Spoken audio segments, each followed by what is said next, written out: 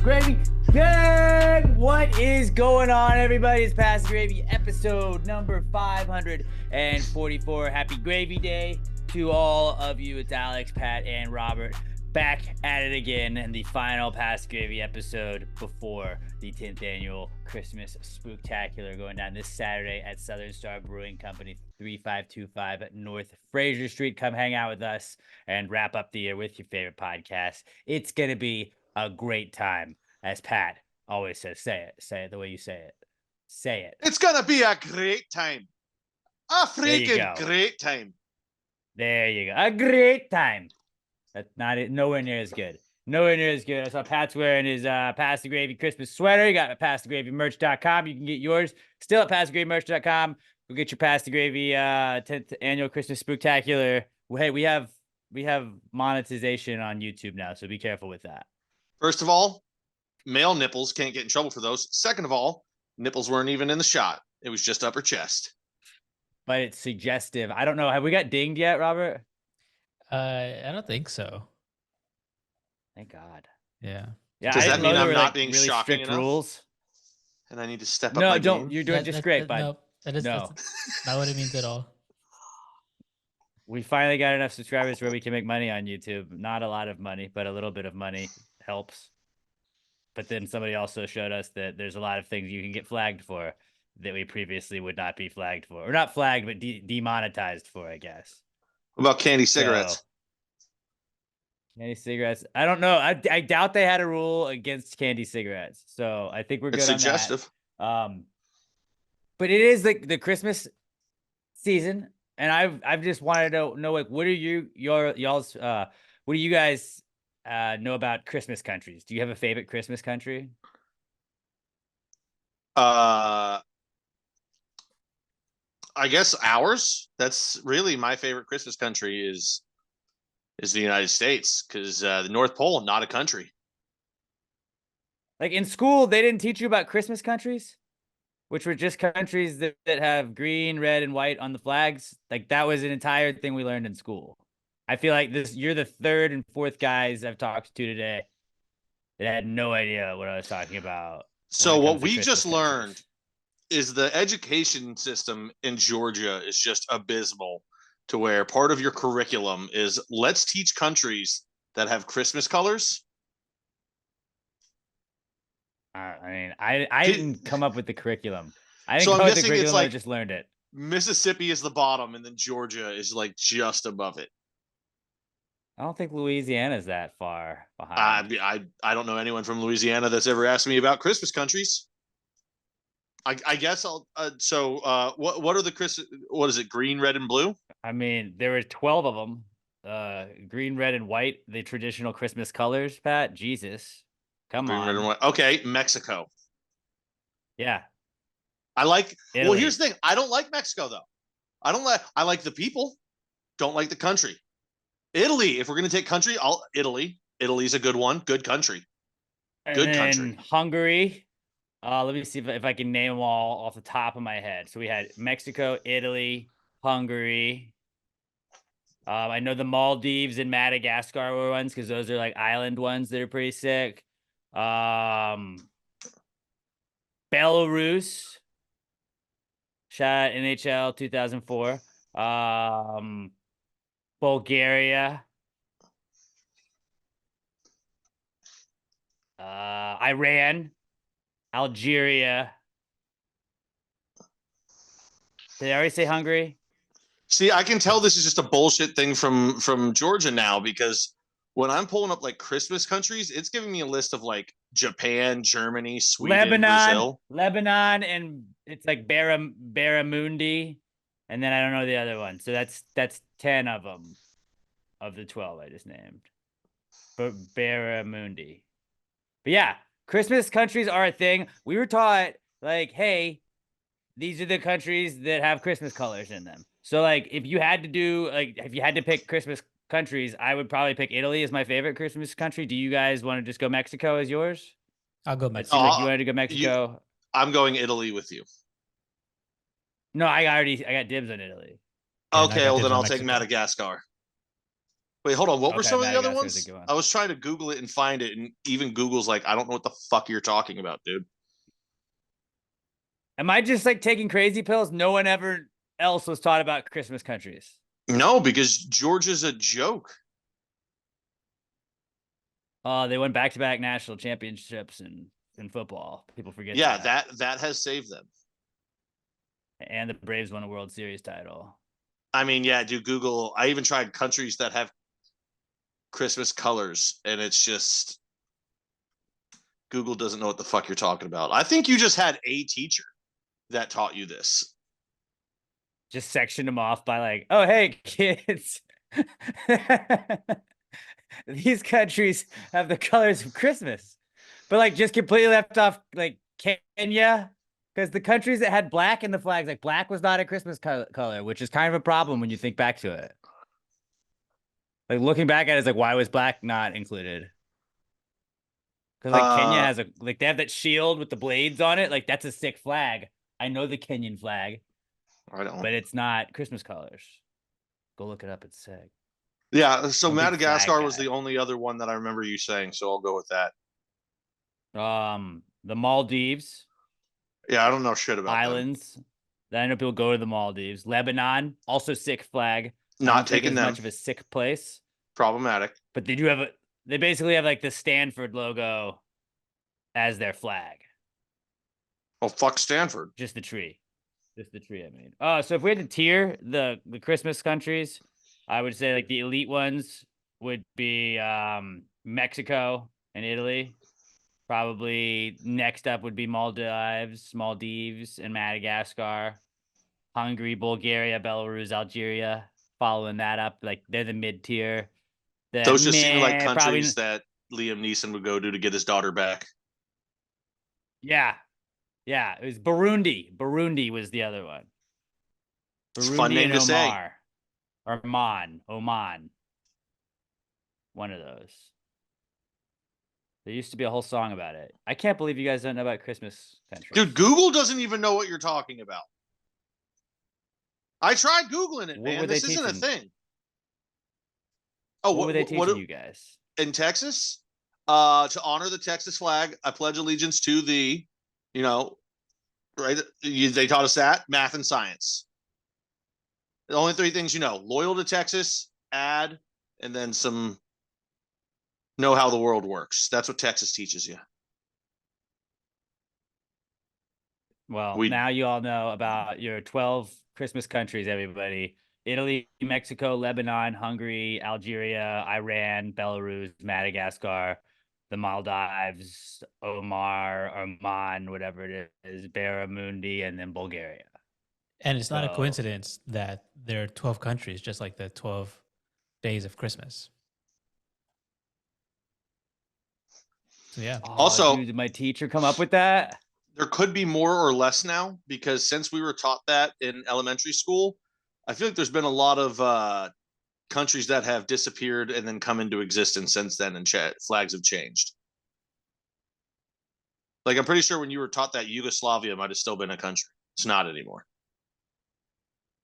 Belarus was probably not a country that long. So, like, Belarus, if Belarus counts, then I think it's up to date. All right, pal. And then, like, again, I think I said it a couple weeks ago. My knowledge and facts end at like, I was taught Pluto is a planet, so don't fucking tell me Pluto is not a planet, because you can go fuck off. My teacher made me on tests, I had to write that Pluto was this planet. It was the last planet of the solar system. And if I would have gotten an incorrect answer on that, then fuck you for telling me that it's not right. Or else go correct all of my second grade tests now, fuckface. You know what I'm saying? Like, if I was taught that, I don't care if they've added new countries that just have Christmas flags. Doesn't count. I mean, my best Christmas country is Italy. Italy's the best. Honestly, as far as I'm concerned, if the country isn't in the Animaniacs country song, it's not a real country. Once that song was made, that's it. That's what the world looks like from now until forever. I think they did update it a little bit at one point, but you know what song I'm talking about, right? Yeah. Yeah. Robert, do you know what I'm talking about? I have no idea. Oh, it's the greatest song of all time. It's one of the characters from Animaniacs. I think it was Yakko was his name. Literally, they made a song. Yeah, sorry. He sings every single song that was in the world. I know it's changed a little bit since then, but it's one of the most impressive things ever. I've seen the guy do it. I wasn't live with him, but I saw a video of him doing it live and can still do it. Fucking amazing. That's a talent. Like if he could bring that to America's Got Talent, he wins. Hands That down. would be a good talent to have. Okay, so Christmas countries. I guess I'm the only person, and everybody that lived in Georgia at any point in time. Shout out Far Elementary for educating me. Another thing that I learned about today, and then I watched one episode of this before we hopped on the pod. It's called Mer People on Netflix. My very good friend Tessa Barrera on the Rod Ryan show taught me about it this morning. Dear And God. there's people that they just want to be like mermaids. Like their entire goal. It's like a True Life. It feels like that, like an MTV True Life, but like these people just want to be mermaids professionally. And they all went to this like one place in Florida. They were like, look, it taught me that I wanted to be a mermaid. And they, at the very beginning, she's like, when people tell me like, oh, I could be a mermaid too. I'm just saying, oh, no, no, no. You don't even know what you're getting yourself into. And I was like, what? Like, it's like being a mermaid isn't just about swimming around in the water. It's about a lot more than that. It's about holding your breath. And then she explained like 7 other qualities that are just swimming, which is like, well, yeah, like it is about, so it's largely about swimming around in the water. And there was like, it's a spoiler alert a little bit, but like this lady was talking about training. She has to get her mermaid training in, and none of like the public pools let her go use it with her tail, her very big, large tail that is from the waist down, because they said it's a safety issue. And she's like, it's just 100%. not a safety issue. I was like, it's an absolute safety issue. Like you could easily like drown if you didn't know you were doing. And so she goes, like, I thought she was like, I've always just wanted to work in the water. And they showed this like water aerobics class for older people. And they showed her walking up to it with this bag. And then as they zoom out, she's got her fin over the bag, and she's not leading the water aerobics class like they led you to believe initially. She is going to swim in the shallow end of the pool because that is one of the few places where she lives that allows her to swim with her tail. They only allow her and her friend that is also a mermaid to swim with their tails during the elderly water aerobics class in the shallow end of the pool, so they cannot like cause any like bad things to happen, so they can't drown and shit. And it's like, well, like, I don't know if like Ariel would say that you're like a real mermaid. Yeah. We should bring back bullying. Just get that behavior out of your system before you're an adult. And the quickest way for that to happen is to have other children mock you. Okay, so I'm hearing you out on that. Then you meet this dude. They call him like the tailor. He's a tailor. Get it? He makes Let tails. me guess what he. Oh, but I was gonna guess that.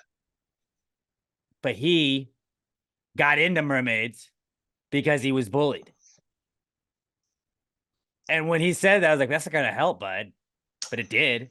And then it was like, well, he also had Tourette's, and swimming really helped him like overcome his Tourette's. And I was like, okay, well, that's a little bit different.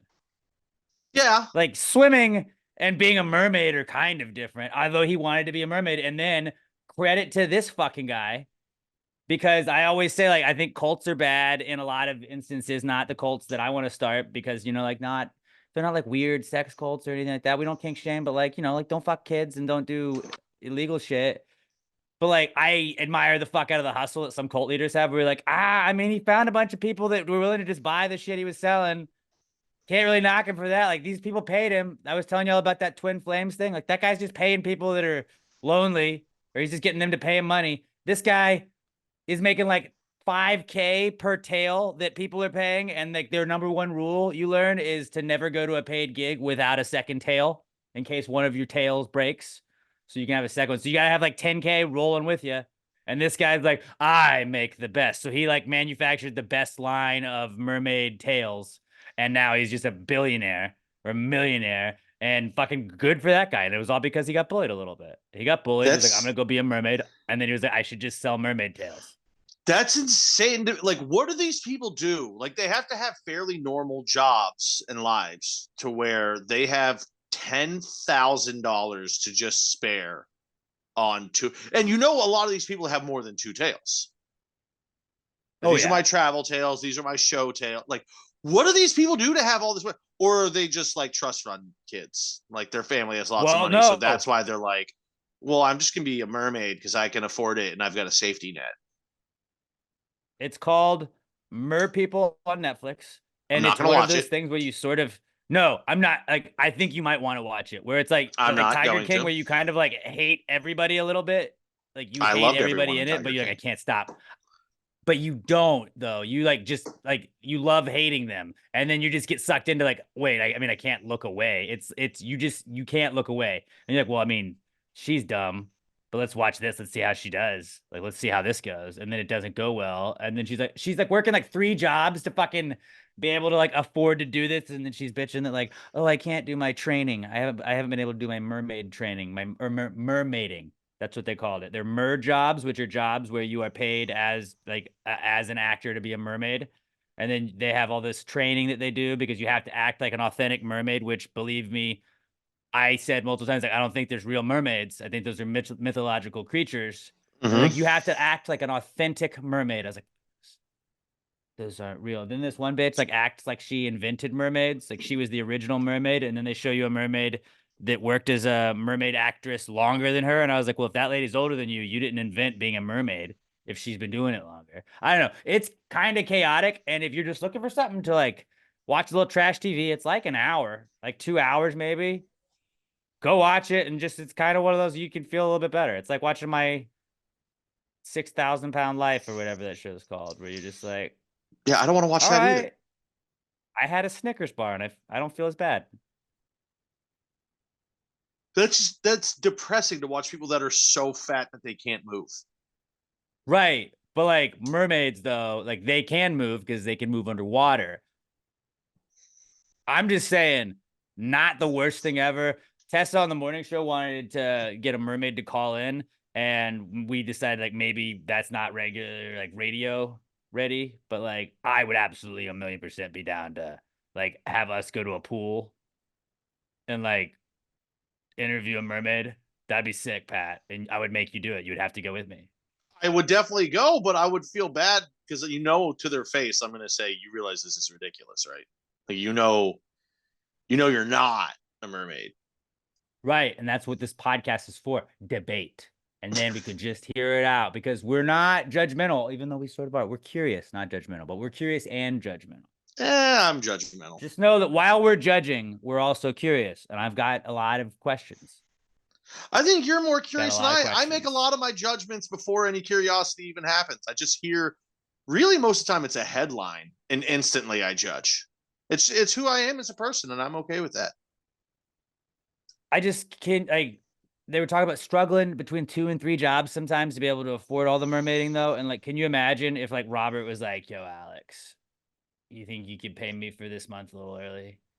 I'm really struggling to make ends meet. I had to pick up another gig. I'm DJing at night. I'm also working at the radio station. I'm doing this Pass the Gravy stuff too. I'm training dogs.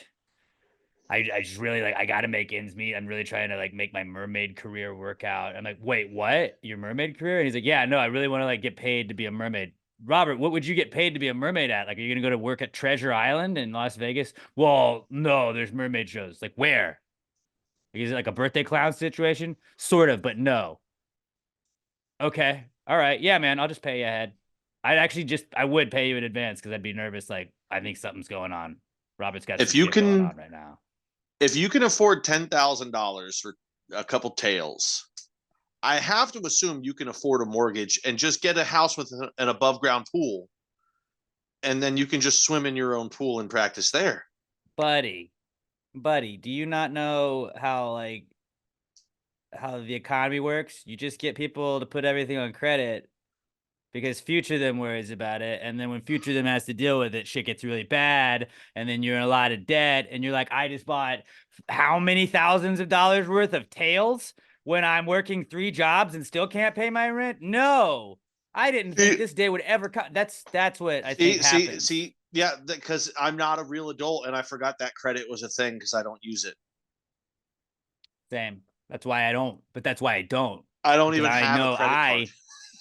I am dumb. I had to get one to put a mortgage down on a house that I ended up doing, but it just sits in a drawer and does absolutely nothing. Absolutely nothing. I'm not fucking just being like, yeah, future me pays that. I'm not doing IOUs. I'm not that guy. I'm not that guy, pal. You're not that guy, pal. The slippery slope. Like they talked about back in the day, like in colleges, you could like when you'd sign up for classes, they would just have all the credit card companies like ready to get Oh college yeah, kids I to remember sign that. up, and then just they were predators. And then just like, oh yeah, just max it out, dude. You're good to go, bud. You're good to go. There's no downside. No downside of this. Like I would have absolutely had all of the credit cards and just maxed them all out. Yeah, I mean, Guys, we were it's lucky free money. enough. We were definitely lucky enough to where we had our parents paying for it. So like, which is good because otherwise, me and you were the suckers. We definitely we would not have even taken a second to be like, I'm already going to be in massive debt from these student loans. You know what else is good to add on that? Credit card debt. We You're would right. have I'll be been. paying the student loans We so I would have can been use the so credit fucked. cards to buy stuff until I pay off the student loans, which is obviously going to be like 2 years after I graduate with the great job I have that can pay off all the student loans. So like that won't be a thing that I do for the rest of. Oh fuck, none of that happened. Yeah. So those are some of the people I think could also get mermaid tails and get into that. I think some people just don't think about like the cost of what they're doing. Not just mermaid people, but I think a lot of people in general. But then again, there's also probably people that look at my lifestyle and they're like, wait, you pay for 3 cable boxes in your house and you only have 2 people? Yes, I do. I have 2 of them in my living room. And you just watch football all the time and gamble and drink? Yes, that's what I do. You pay for 7 sports passes. Yeah. All of the leagues you have access. Yeah, I don't want to miss a game. No, I don't want to. All right.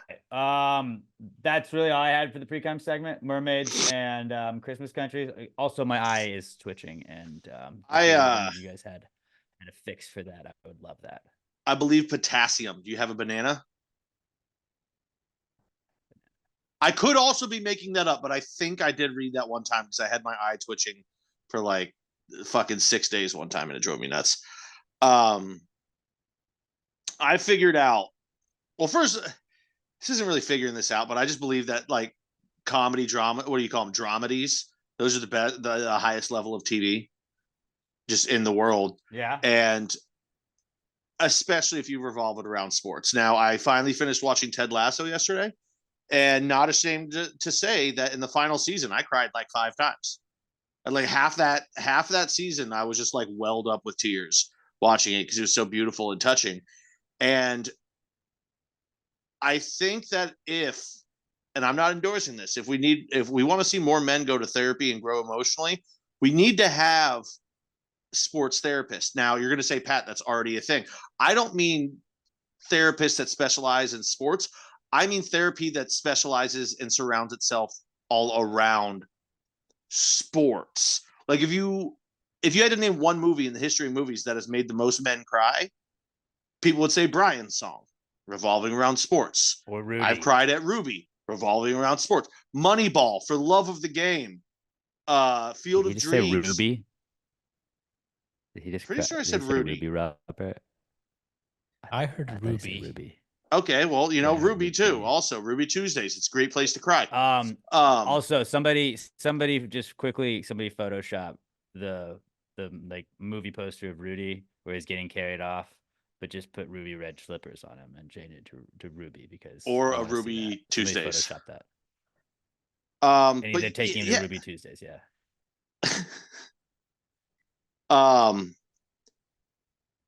Yeah, it's just that's when guys feel emotion. You just have to revolve it around sports. That's the easiest way to tap into the psyche and emotions of a man. It's like, hey, you hear about this story about sad things happening? Guys are like, I don't give a shit. And they're like, wait. But the guy played baseball, and you're like, what? He handled all that and his professional career? So I think we need sports therapists for everyday men. Well, there's that meme with some lady was like, "What do men really want?" And some guy just like for their sports team to win a championship. I was like, "No, that's it. Like that's all. Like that's really it." It's some of Also, the happiest days of your life, Rick. Those days, you're just like, fuck yeah. and really, like, I think the sports therapist, like, Can't most take of it those would back. just be that. I think they would just be talking to us while we have a catch, whether it's a football or a baseball. Just sitting there throwing a ball back and forth. Any dude will open up Yeah. right then. We need a business idea, verbal trademark. Sports therapist. It's sports therapist, but it's not. It's like, they have like open source desks or whatever it is, where like you can be like, oh, you can work anywhere here. Like they need to just have like, it's just like a turf field inside, and it's just like there's like a rack of basketballs, there's a rack of footballs, and then there's just some mitts and baseballs, and it's like you just have like, hey, you want to get together? And instead of going to like a business lunch, you would just be like, Robert, let's talk about this procedure, what our two companies are talking about doing. And you're like, let's meet at the yard. We'd call it the yard. Pastor Gravy's I was yard. gonna say, And then I think we'd go and you'd have a catch while you're meeting about business. So it would work for therapy too. You could also have your therapist go there. Therapist could do that freelancing at the yard. I was gonna say the business could be called Catching Feelings Sports Therapy for Men, because you're just sitting there playing catch. That would be a great, like, that's a way to get people there. You have like on Tuesday nights, it's Catching Feelings at the yard. And it's like at 7:00 on Tuesday nights, come to the yard. It's Catching Feelings. You never done therapy before, fellas? Come on out. We got a couple therapists out here for you. Have a catch. Talk Well, about therapy is some supposed to stuff. be private, so if you're doing it in a big open area. No, but everybody would just kind of spreads out. That's the point, where it's just kind of like, look, we can talk about it a little bit, but then after a while, when you're playing catch, you fucking forget about everything else. All you care about is that ball and what's going on. Yeah, my dad hit me, but he never did it with a closed fist. It's fine. Yeah, no, it's cool. I saw a lot of shit. My dad hit me, but he also hugged me. So, like, fucking square.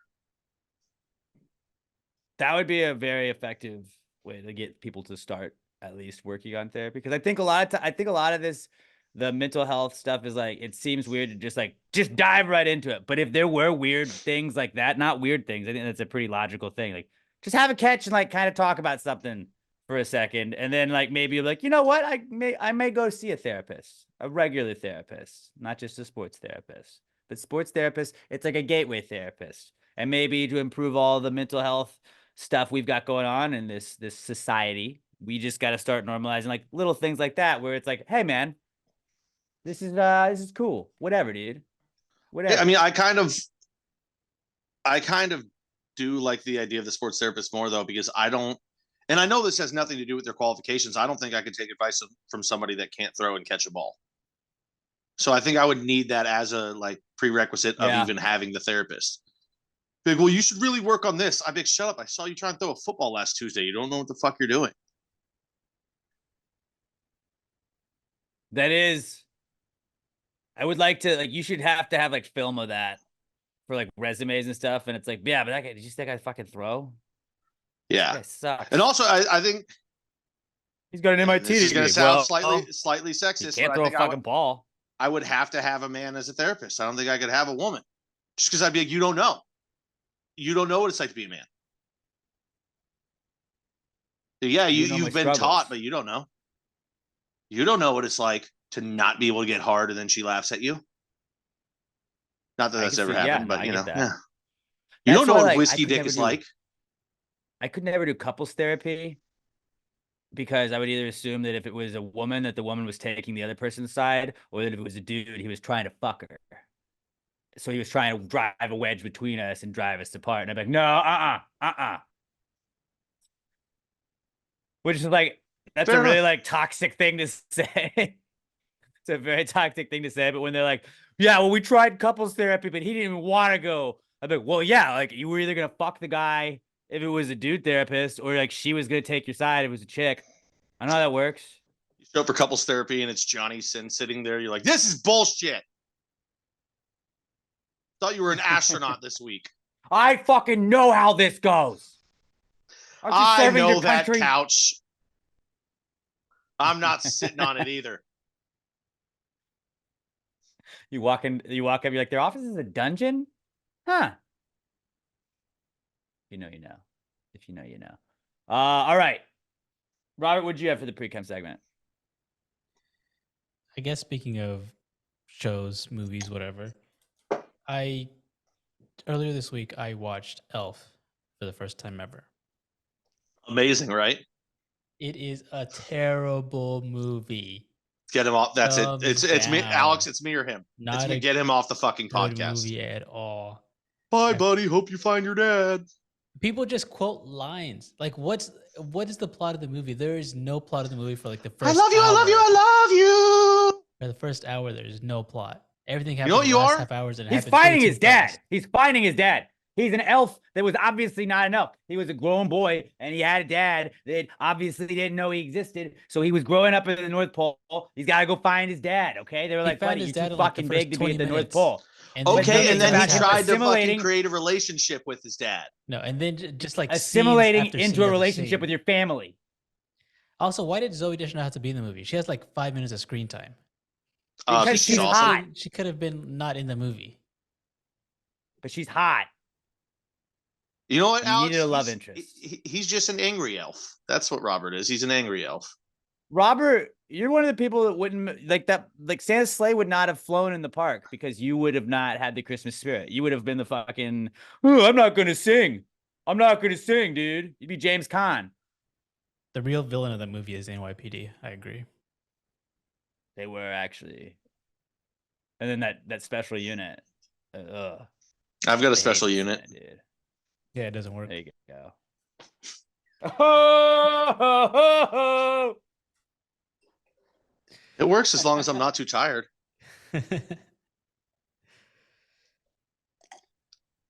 Oh, Robert, I heard a terrible joke today. You want to hear it? What do you call a one-legged hippo? What? A hoppo. A hoppo. I think I'm going to just start bringing one of these every week. Just a horrible dad joke.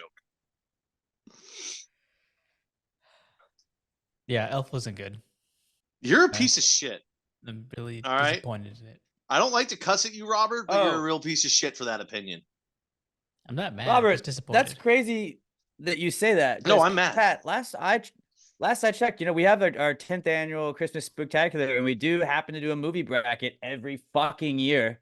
And last I checked, which was literally last night, because I'm getting all of my shit in order and getting everything ready. Elf is the reigning champ. So the Gravy Gang, which is the only gang that I concern myself with ever, they say that Elf is the reigning champ, the greatest of all time Christmas movie, the 2022 Christmas movie bracket champion, the 2-time Christmas movie bracket champion, along with Home Alone and Christmas Vacation. So, like, you trying to just go at one of the greats? Good luck. They don't even I know. feel like You don't appreciate it. You don't appreciate it. as we go forward with this, do you think we should do 3-time champions get retired?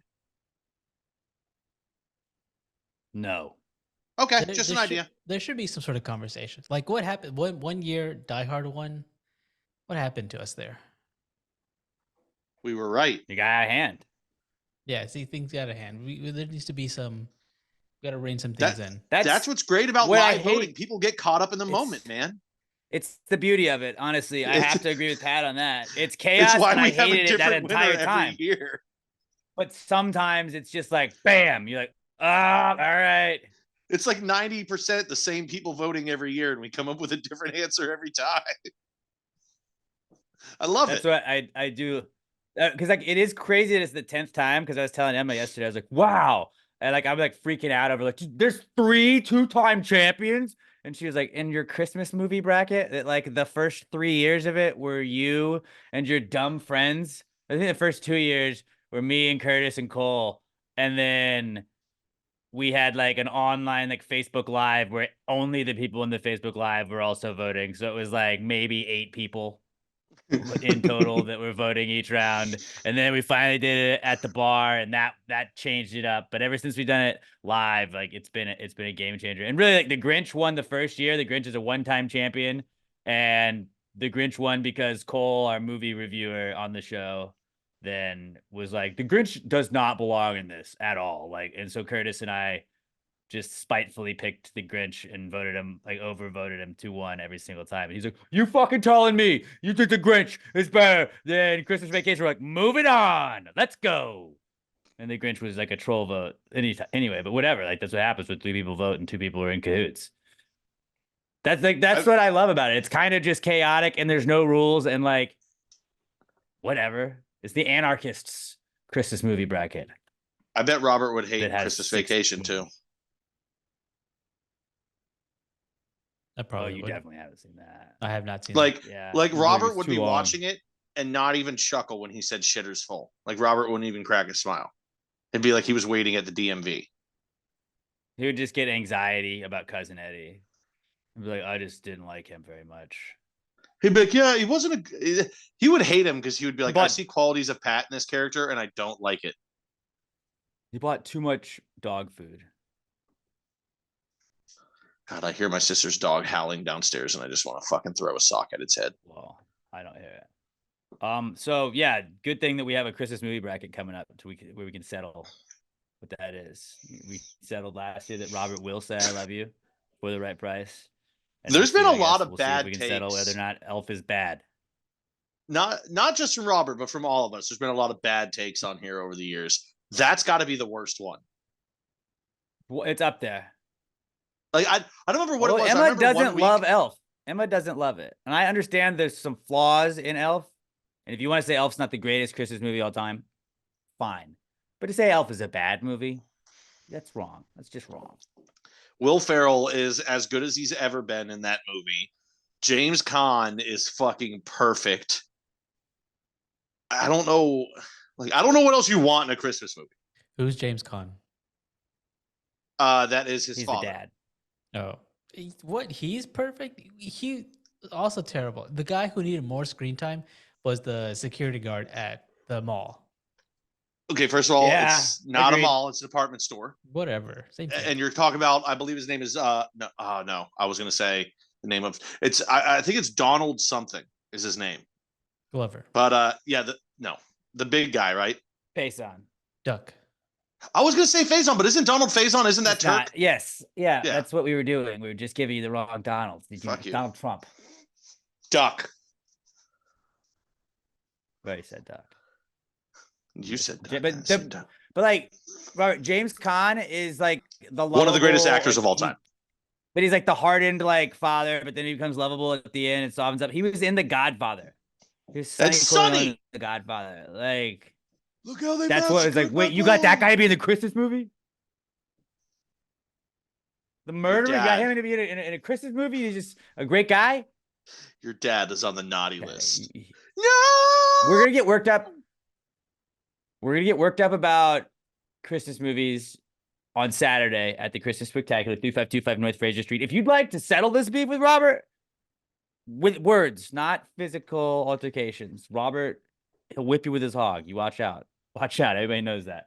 It might get physical. Come up to the Spectacular, 3525 North Fraser Street up in Conroe. That's maybe what Robert's trying to do. He's just trying to sell tickets. He gets it. He gets it.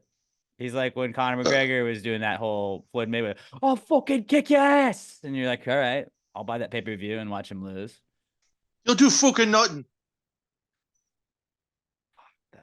There's only one Conor McGregor. I did see a clip of that the other day too. God, that was an all-time great just tour of shit talking. Floyd Mayweather, so Floyd, watch out, cause the Irish are coming. You can talk all you want, but you'll do nothing. It was great.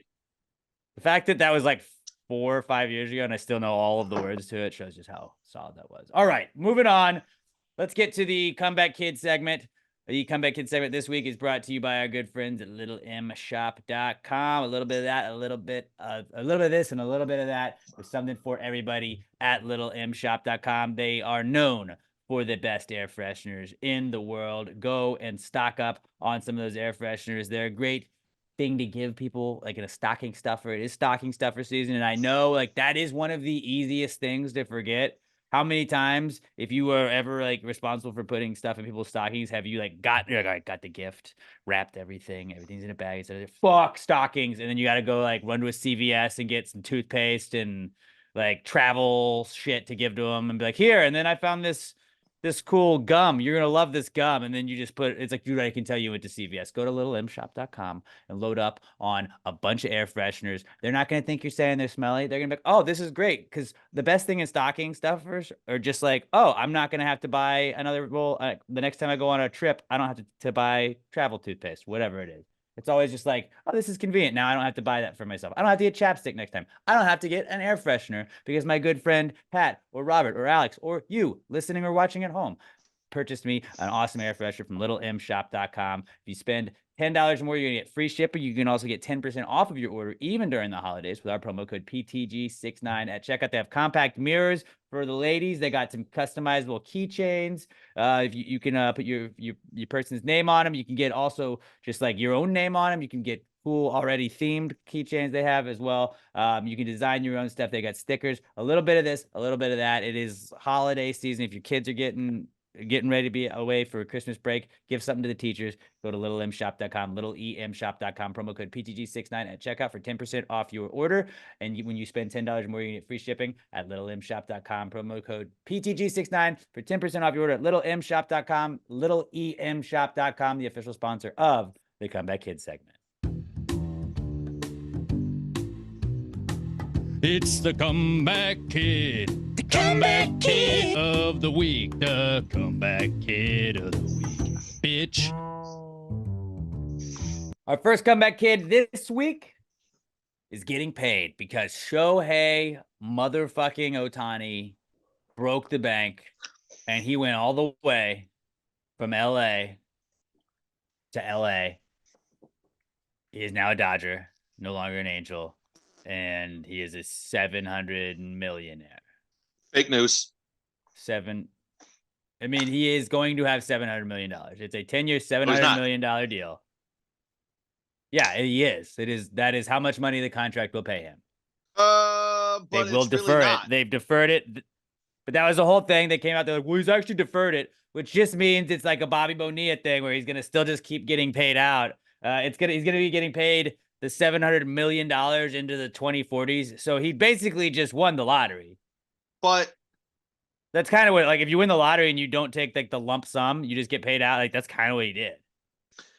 But so it's not actually 700 million though. They said with inflation and everything you have to take into account for it, he's really going to get like 460 million. And people are saying, oh, well, he's deferring it so that when he's done with his career, he can leave the state and not pay California state taxes on it. I don't know exactly how all that works, but the fact that it only counts like 46 million against the luxury tax means it's 460. It's not 700 million. That's a fake number. Like normally football contracts are the ones that you got to be like, well, yeah, he got paid 200 million, but it's only 60 million guaranteed and he can opt out after 2 years. This is the first one ever in baseball where like, no, the number that it says there is not the number that he's getting paid, which technically he will, but really not. And also it's bullshit.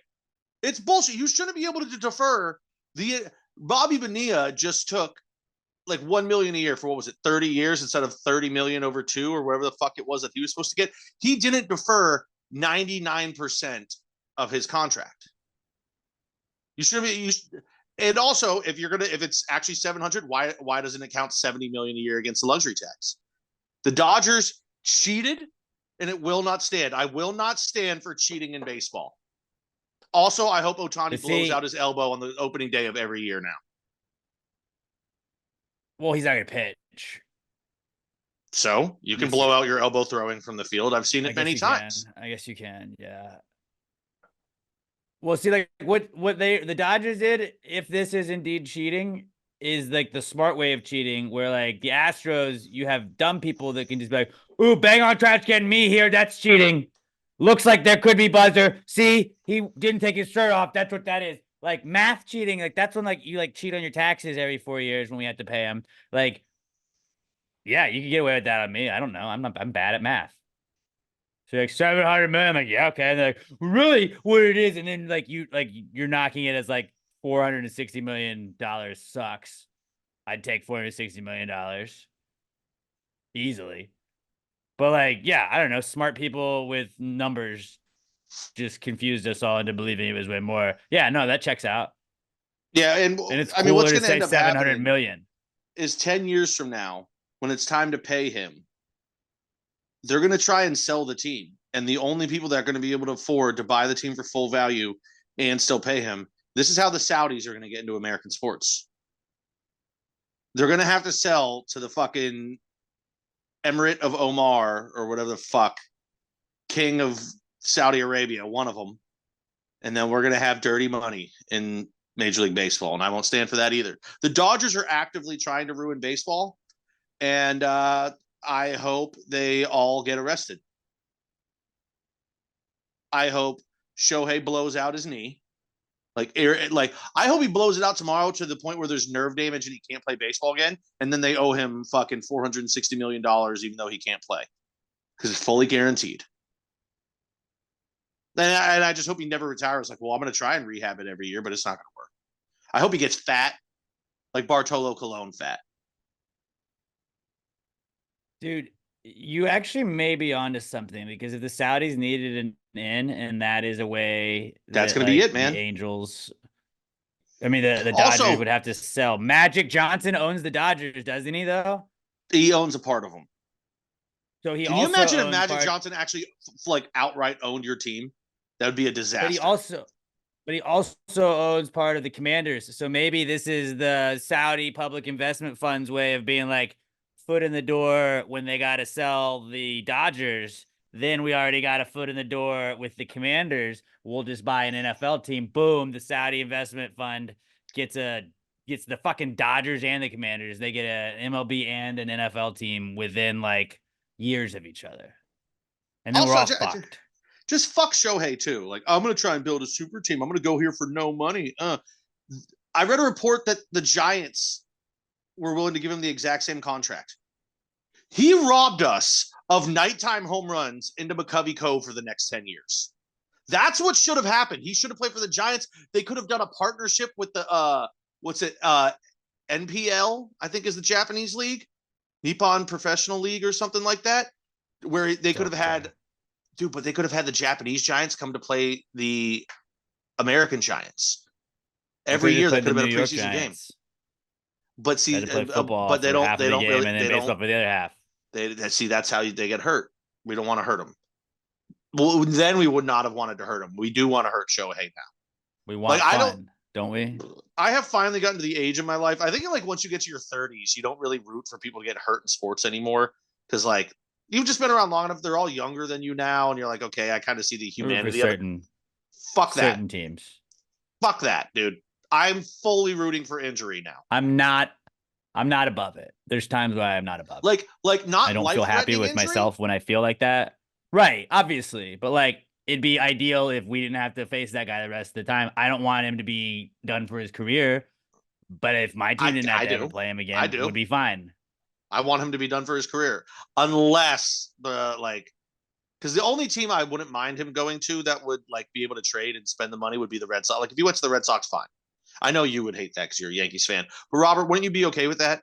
Have Shohei just hitting 600-foot home runs against the Yankees every year in that joke of a right field? That'd be hilarious. No. I would prefer he got to like the National League or the Blue Jays. Well, but the Blue Jays are just wild. You're like, who fucking cares?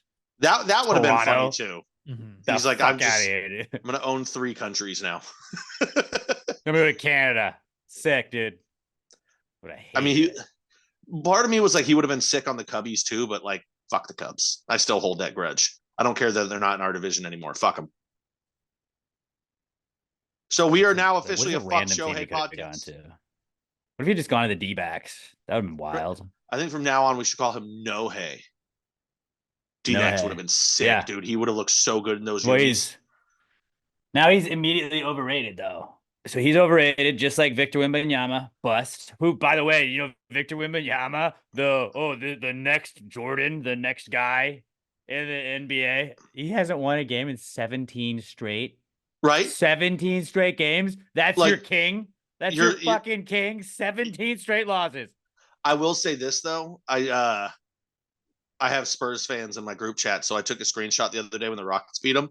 I didn't recognize a single other player on the Spurs. It was like 2 days. Oh yeah, they're not good, but like they're not good. Still. But they drafted him, and they were But they said he was the franchise saver. Fuck you. Win, save the franchise now. Do it now. Supposed to be the greatest player of all time. LeBron never lost 17 in a row, and he's not even the greatest player. LeBron never lost. LeBron got scrubs to the finals, and Victor's like, I can't win. Co-bitch of the year nominee, LeBron James. Oh, yeah. I'm just, yeah. I mean, is it too late to add Shohei in there?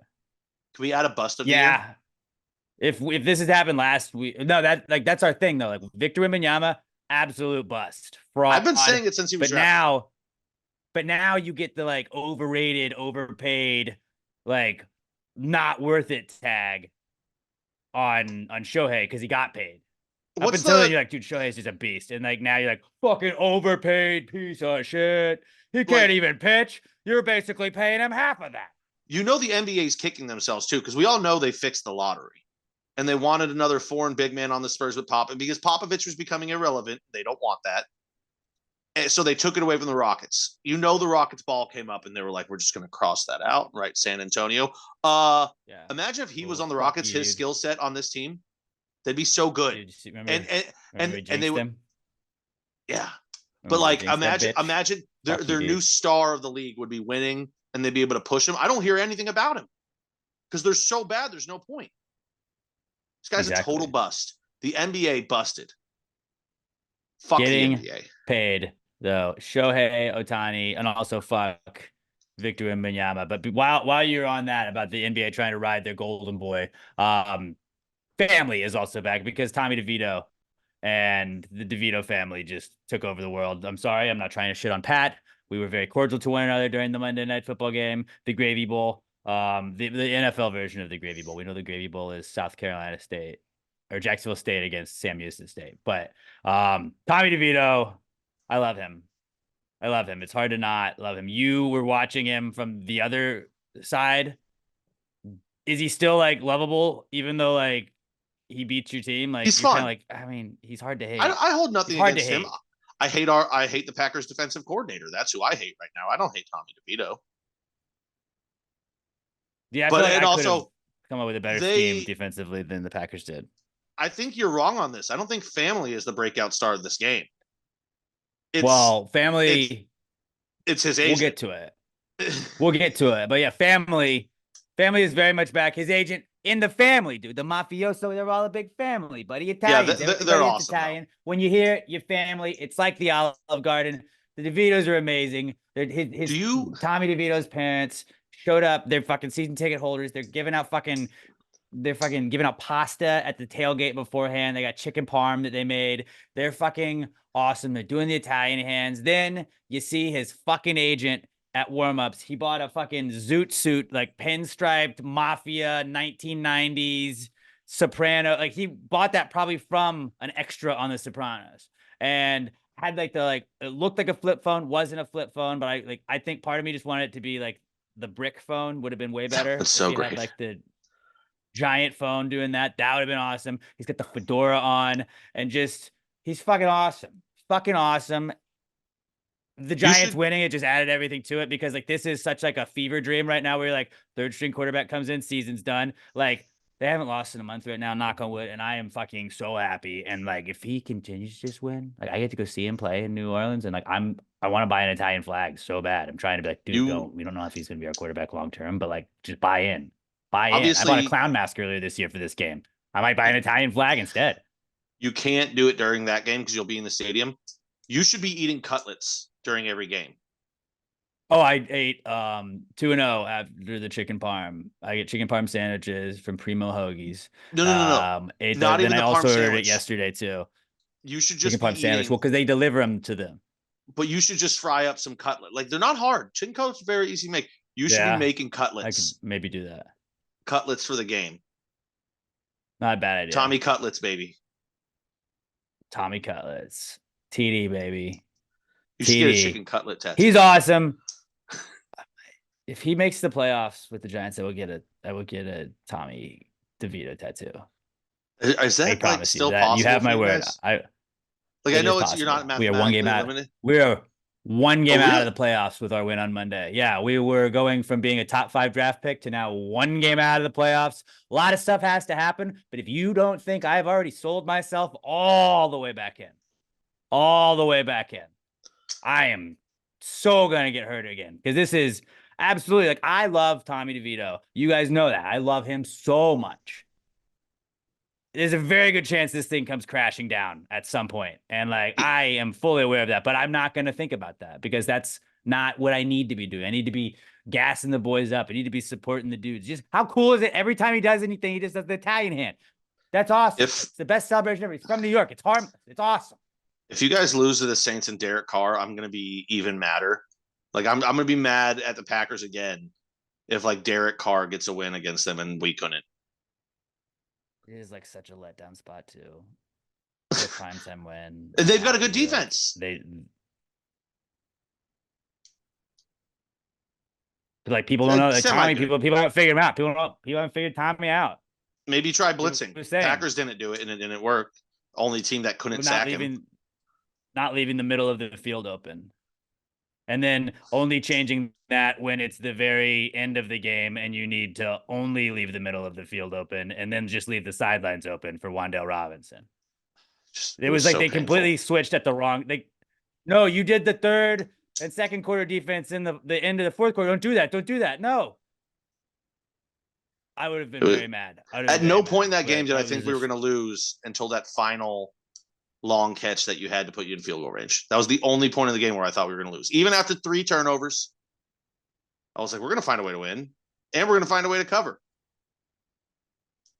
Nope. I see. Like after Saquon had that bullshit fumble where, like, I did not think Saquon, he got pushed and then was like he was trying to regain his footing. He didn't ever all the way regain his footing. He just went 10 yards, but he's Saquon Barkley, so like that's like 5 steps. But I was pissed at that, and I was like, yeah, this game's over. Well, I was like, that game's over. And then when the Packers scored, I was like, yeah, there's no chance. And then I saw number 15 run out onto the field. I was like, Tommy DeVito. Saw a lot of that. Jordan loved that game too. Yeah. But Tommy DeVito is just, he's got that fuck shit. And you don't know how to prepare for that fuck shit sometimes. Where you're like, I don't know. What's he doing? Why is he running now? Now he knows how, okay. This is weird. Just sometimes not having the prep. Like now as teams play him, they're going to prep for him more. So that's probably not going to bode well going forward. But right now I'm riding it out. And if Giants make the playoffs, Tommy DeVito tattoo. You heard it here first. That game was so depressing. I wasn't even Tommy DeVito drunk. tattoo and passing baby. I was like drinking the whole time, but not getting drunk because it was just depression. You know how I was talking about not drinking being my thing this year for Giants games and like how I hated just having to feel the feelings? This was one of those times where I was like, they're good feelings I was feeling. You should be eating cutlets and drinking Italian wine. It was a Monday. I didn't want to get too rowdy. That's true. It's a Monday. That's a little rowdy this weekend. So I was still healing up.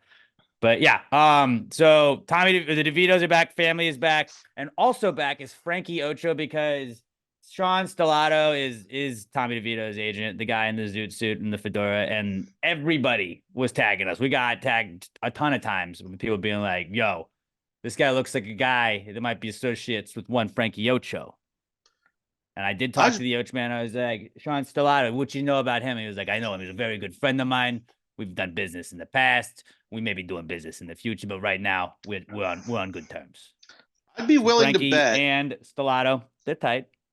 I'd be willing to bet if you knocked that hat off his head, we had a Ratatouille situation going on. I bet Frankie Ocho was under that hat. Just Frankie Ocho under that hat, pulling his hair, pulling the strings. It's me here. We're going to go out here. We're going to upset the fucking Packers on Monday Night Football. We're going to get our first primetime win on a Monday in like a million years. Let's just go fucking do it, buddy.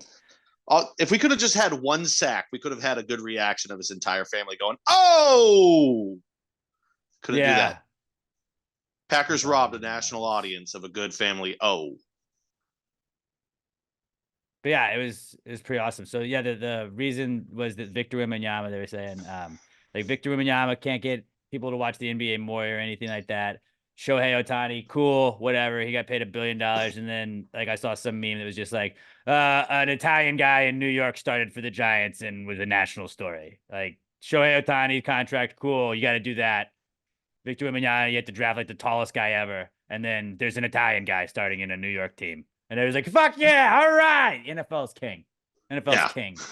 The last like 7 years, we've had the best player in baseball, Mike Trout, and nobody can watch him because it's not only is his team bad, but he's on the West Coast. It's late games. Nobody stays up for it.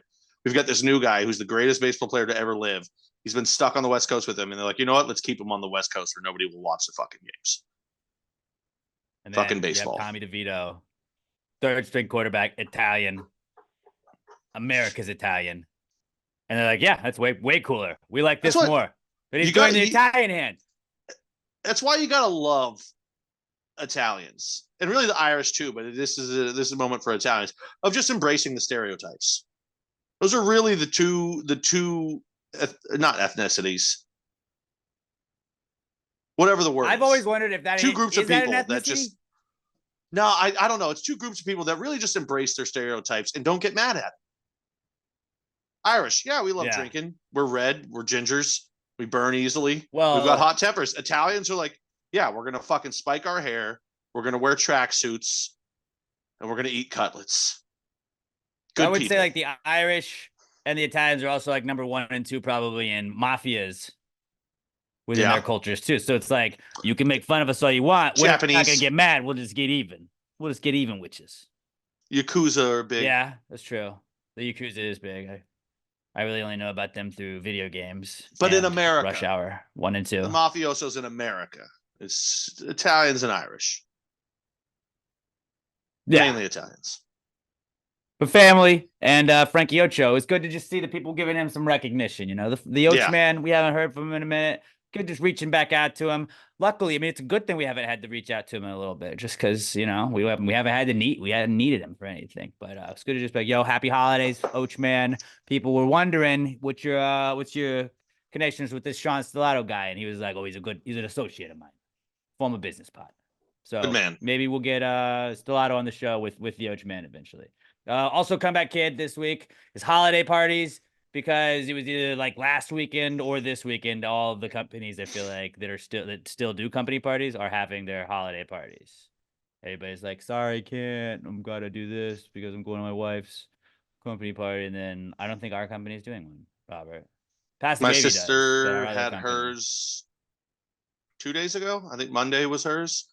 We don't do one at work. We did it 1 year, but they did it during the Spooktacular. And we haven't done it since. I guess they just missed me, and they don't want to do it without me.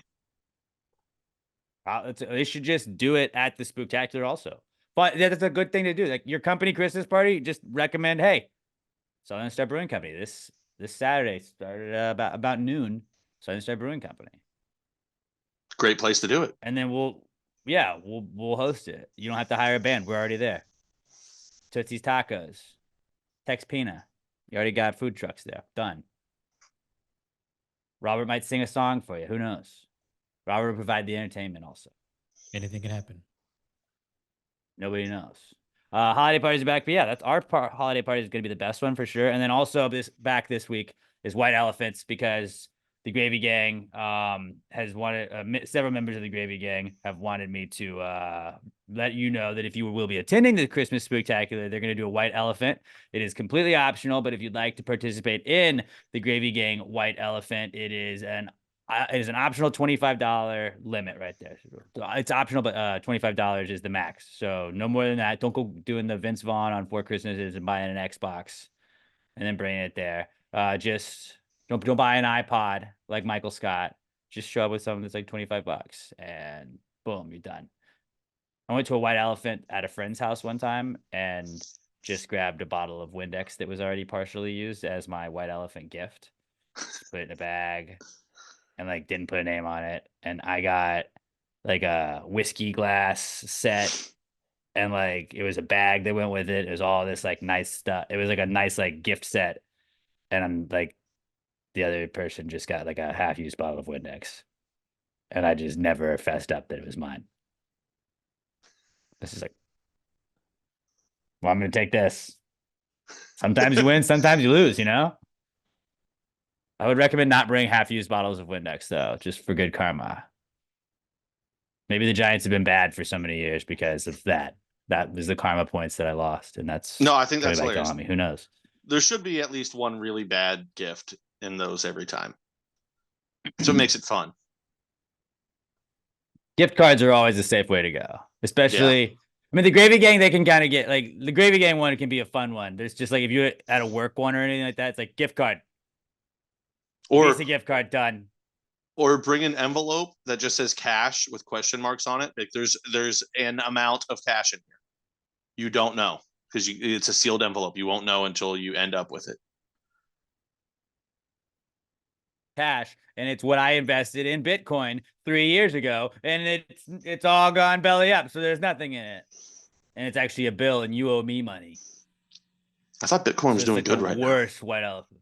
Well, I don't know. I was trying to NFT. Well, NFT. That's the one. Whichever Give 'em one. one- They're give 'em one always of your doing bored good and then apes. doing bad. It's digital. You're gonna love it. It's just like a URL. It's a URL on a piece of paper. That would be funny. Sick. All right. So yeah, that was our comeback kid segment. White Elephant gifts. If you want to be a part of the Gravy Gang White Elephant exchange, I don't know if I guess they're gonna do it after the podcast, maybe a little bit before, but I would assume that'll probably go down after the pod. The Gravy Gang White Elephant gift exchange, optional completely, and it's a $25 max limit. Hit up either Melissa Hyde at Mel Hyde myself on Twitter or Glam Perry at Glam the number 4 LYFE on Twitter. So Melissa Hyde at Mel Hyde myself or Glamour Perry at Glam for Life. I'm just randomly assigning them to being in charge of this because they both texted me about it. So now they will know, and then they can organize it all. Moving on. Pat, we tell everybody about our good friends at Southern Star real fast. I am so excited. I'm trying to get some of my buddies to come up this Saturday. We just talked about it. 10th annual Christmas Spooktacular. This is what, 5 or so that we're doing there. Always a great time. Beers are gonna be flowing, as always. Probably, you know, I've been thinking about this. I don't even know where I'm gonna start. I don't know what my first beer is gonna be, but that's the excitement. When I get up there, there'll be specialized beers on tap. There's always a couple ones that aren't even out. You can try them while you're there. Get up there, be like, if you don't know what you want, ask. They'll give you samples. Try it all out. Try the mead. They've got the mead going on there up there. I highly recommend the Black Cherry. It's absolutely phenomenal. People will be like, oh, I've had mead at the Ren Fair. It's not really good. No, not this mead. You haven't had this mead. It's great tasting. It gets the job done because mead has a kick. I think it's like 12, 13%. It's like wine. It's going to get you drunk. It's going to get you there responsibly, of course. Make sure you guys plan your rides if you're coming to the Spooktacular. I want to stress that. We don't want anybody getting in trouble, anybody getting in accidents. Drink responsibly, guys, because then, you know what, the next week you got Christmas. Nobody wants to have a case hanging over your head for Christmas. But while you're there, get some stocking stuffers. What's the best thing you can stuff a stocking with? I would say it is a Southern Star beer. Whether you go with the classic Bombshell Blonde, the podcast favorite, the Strawberry Blonde. Actually, you know what my first one will probably be? Because it's going to be nice and chilly. I'm going to go with the Buried Hatchet Stout. Always a classic. It's a cold weather beer. Fills up your belly. You feel good.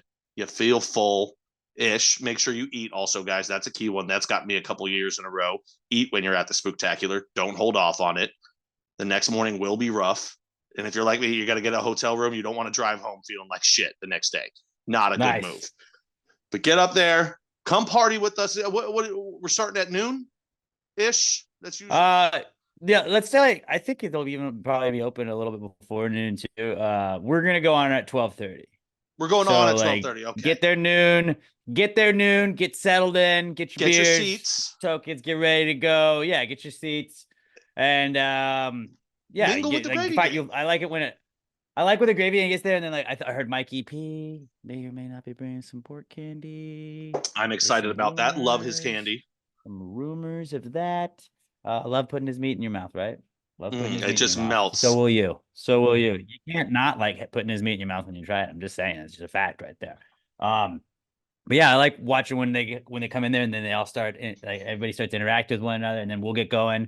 Then we're gonna do the podcast. I feel like we've dragged the podcast on a little bit in the past. I'm really trying to kind of condense everything so it's more interaction and less of us just doing the normal show. That makes it more of a special once a year kind of show thing. So we're gonna kind of just get right into things and then do the Christmas movie bracket. We're going to give away the 2023 Gravies Awards. We're going to have a ton of fun. We'll do some live answers to wrap it up. I can't wait. We're going to see all you guys out there. It's going to be awesome. 3525 North Fraser Street up in Conroe. Kids are welcome as long as you're cool with them hearing some fucks.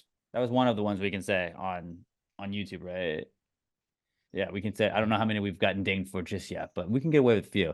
But as long as they're cool with the language, then that's up to you. Just be like, hey, these are words that grown-ups can say. You can't say those words, and they'll be fine with it. But 3525 North Fraser Street up in Conroe, at Southern Star Brewing Co. and at Southern Star BC on Twitter and Instagram. If you're drinking a Southern Star, if you're at Southern Star, if you're doing anything that even makes you think about a Southern Star, tag them, tag us. We're at Past Gravy Pod. Let them know you're supporting the people supporting the podcast. Southern Star Brewing Company, the official beer sponsor of Pass the Gravy and the Not Cool segment. Not cool, man. Dude, that's not cool. Not cool. Not cool. Dude, that's not cool. Not cool, man. Dude, that's not cool. Not cool. Not cool. Dude, that's not cool. Not cool. Not cool. All right, the Not Cool segment is where we get to kind of vent each week, and we encourage you viewers on the YouTube channel, youtube.com/@PassGravy Podcast, or just go to YouTube and search Pass Gravy Podcast. Make sure you subscribe. You viewers or listeners, anywhere you listen to podcasts, you can hit us up on Twitter. We're at Pass Gravy Pod. Use the hashtag PTG Not Cool, and just tell us something that made you say, "Hey, man, that's not cool." You know, this is our way where we kind of we were talking about like having a catch, and that's just a little bit of a therapy kind of thing. Sometimes just venting to the boys on Twitter. At Pass Gravy Pod, hashtag PTG Not Cool, and then go off, King. Go off, Queen. Let us have it. Let us know what your PTG Not Cool is. We're going to pick some of the best ones submitted to us each week and read them aloud on the podcast. Let's start off with our reigning gravy, our 2022 Gravies MVP, Raymundo Benavidez. He's at KMundoB on Twitter, and Mundo says his not cool is waking up to a flat tire. That is solid. Solid, not cool, man. T's and P's to that. Just first thing in the morning you gotta do now you got a chore. Now you got a chore. Nothing worse. Nothing worse. It's horrible. Yeah. That's why not ideal. I highly recommend everybody. I think I got mine online for like $25. Get one of those pumps. You can buy them on Amazon. Get a pump. Get a tire pump. Just keep it in your trunk. Not like a manual one, like one of those electric ones. You plug it into your thing. Electric one. And PSI on it. I've helped like 5 coworkers since I've had it, especially this time of year because you wake up in the morning, it's cold, the air in the tires condenses. It's a little bit flat. It'll warm back up and expand, but like you never want to take the chance. And it takes like 2 minutes. Yeah. Just get. I highly recommend everyone get one of those. But yeah, it is. I feel like it was brutal. flat. It sucks. Or else you would have said low tire. Because usually we'll do that as a comeback kid. I haven't had that this year, knock on wood yet. Maybe it'll be for the Spooktacular. We'll use that as a comeback kid, just the low tire pressure thing. But yeah, T's and P's, Mundo. Hope that Sorry about that, buddy. It didn't hold you up too much. Angelica Hughes at Helly Ray Houston on Twitter. She's nominated for our Rookie of the Year Gravies Award. Angelica says, my apartment building is doing an annual fire alarm inspection. So they warned us that the horns would be going off for the next 3 days. I've heard that horn and it is painful. Me and the hubs packed up the cat and are spending the next 3 days at my mom's. So are they just at all times of the day? They're just doing the alarm testing, or is it just like randomly through the middle of the day? Because I've had that notification from my apartments before, but usually it'll be like, hey, in the next 30 minutes, we're going to test the fire or like the alarms. Don't be worried. And it's probably like, different ones going off randomly because you don't want to test them all at the same time. Because then if they're all going at once, you can't tell if one's not working because it's so loud. Yeah. But on the plus side, for you get like a little early Christmas. Spend some time with your mom, maybe get some home cooking. But yeah, not being able to sleep in your own bed, that sucks. That sucks. Solid, not cool. Solid, not cool. T's and P's to you and Quentin. She's at Helly Ray Houston. I don't know if I said her Twitter handle in the beginning. My bad. Danielle Weston gives us her not cool this week. She's at Danny_Weston on Twitter. And Danielle says, my hashtag PTG not cool is when people don't wait for everyone to get cookies before taking multiple cookie packs for themselves. They literally ordered an exact count. Now some people won't get any because you are a greedy fat ass. I'm not sure if this is work or school related, but yeah, no, I get that. I'm that guy 100% where I will like, oh hey, they brought a bunch of food here. I already had one. I'm not gonna go back. Like, I don't know if anybody else has had one. And it's like, well, they brought way too much. You can go, I'm not going to be that guy. I worked in catering, and that was one of my big pet peeves where it's like, hey, is it cool if I take 6 of these? I'm like, well, ma'am, they actually said you could only take 2 per person. I'm sorry. You know what? Hey, if you come back down in an hour after like we're done and I haven't gotten like and all these aren't gone, like I will absolutely give them to you. But we just gotta make sure everybody can get some. And then people come up with all these stories. Sometimes they'll just sneak them, and you're like, I'm not gonna chase you to your room or to your office if you take 3 breakfast tacos while I'm working here. But like, like, no, I saw that. I just don't give a shit. Watch is listening to all of it. Watch is trying to weigh in on what we were just saying. Watch didn't like it either.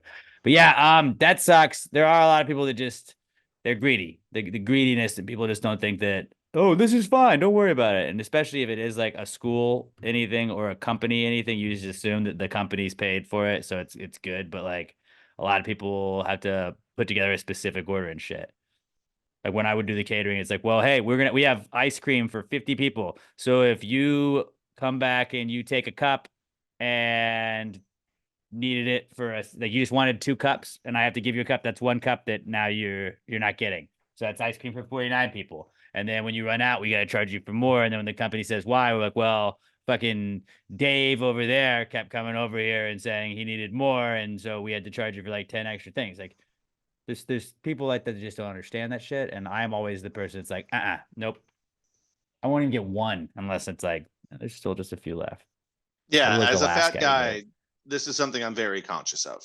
Like if somebody brings kolaches or something like that, most of the time I'll wait like 30 minutes, 45 minutes, make sure everybody's got something. Or if I do, grab 1. And then you don't go back for seconds until they've been sitting around a long time. Everybody's had their chance. And then then maybe you can grab another. But you don't want to be the guy that grabs a couple and somebody doesn't get anyone. That's bad luck. That's a bad guy. So yeah, solid, not cool. Danielle also says, I hope that you get heartburn, you greedy fat ass. So yeah. Solid. I like it when Danielle gets fired up. Ashley with an I, Ashley Wilkins at Buster Healer Mix. I think that's 1, 2, 3 of the 4 submitted not cools this week. We're from the ladies. Ashley Wilkins at Buster Healer Mix says her not cool is my TV breaking on an NFL Sunday. The sound worked, but there was no picture. Yeah, that'll really grind my gears. That'll really grind my gears. Well, at least I'm assuming lots of days this would be more ideal. But at least if you're going to have one game that you can't watch, at least it was that Texans game, because that was brutal. That was a bad game. Yeah, but still, then you're even more mad because you're like, I wanted to watch this game, and now the game that I wanted to watch isn't going the way I wanted, and I had to go buy a new TV to watch this game that now I'm mad about. Yeah. Like, I was already probably going to be mad about this, and now I'm $300 to $700 madder, depending on how much I spent on this TV. Because now my team lost and I watched him in higher def because it's a fresher picture. But remember back in the day when your TV like went out, you had to bring it to a TV repair place because like they had all the bulb, like back in the days of the big box TVs, it's like bulbs and shit that'll go out in it. Now everyone's just like, dude, I'll just go buy another one. I don't do they. I know those places are still around. I think. I mean, there's been a vacuum repair place in Katy for fucking 30 years. They're still alive. I'm still kind of convinced that that's a shoe front. repair guys. We'll just buy shoes. Like, I think those are like I think we are more of actually care about. I don't buy those kind of shoes. What about TVs that you actually care about? I do care about my TVs, but that's why I have 3 in my living room and another one right here. This is a problem I will never run into. I've been looking at some prices on some TVs. I'm loading up the new podcast studio. We're moving to another apartment, and gonna load that bad boy up with some TVs. I think. Yeah. Gotta have the gaming TV. Maybe three at least 2 though. I still I'm pretty haven't hung excited all about my that. other ones on the wall. It's something I need to get. I need to fucking do. That's sick. That's sick. Having the wall TVs, it's just that's a status of power. Your TV breaking on NFL Sunday, solid, not cool, Ashley. T's and P's. Fucking horrible. Who wants to go first? I will. I've got well, first of all, I'll just add this one in there. I don't know give a shit about my fantasy team, but I need to win to make it into the playoffs. I'm in 5th place. I'm playing 4th place, and I just saw Keenan Allen is officially out, so that's gonna hurt me. That's not good. But my main one, I get home yesterday, and I'm fucking tired. Like I said, I was up drinking from the Packers game. I didn't go to bed until 3. I had to wake up at 7 for work, so I'm already tired. I get home, and it's dark because it's dark now when you get home. And I try and flip on my lights, and they're just out. And I go, oh no! And I turn around to look at my street, even though I just drove down it, but I couldn't remember. And all the other lights are on. And instantly, I have the thought, when's the last time you paid that bill? And I go, oh. So I just to make sure, and I pull up my account right there to look at it, and my account is negative.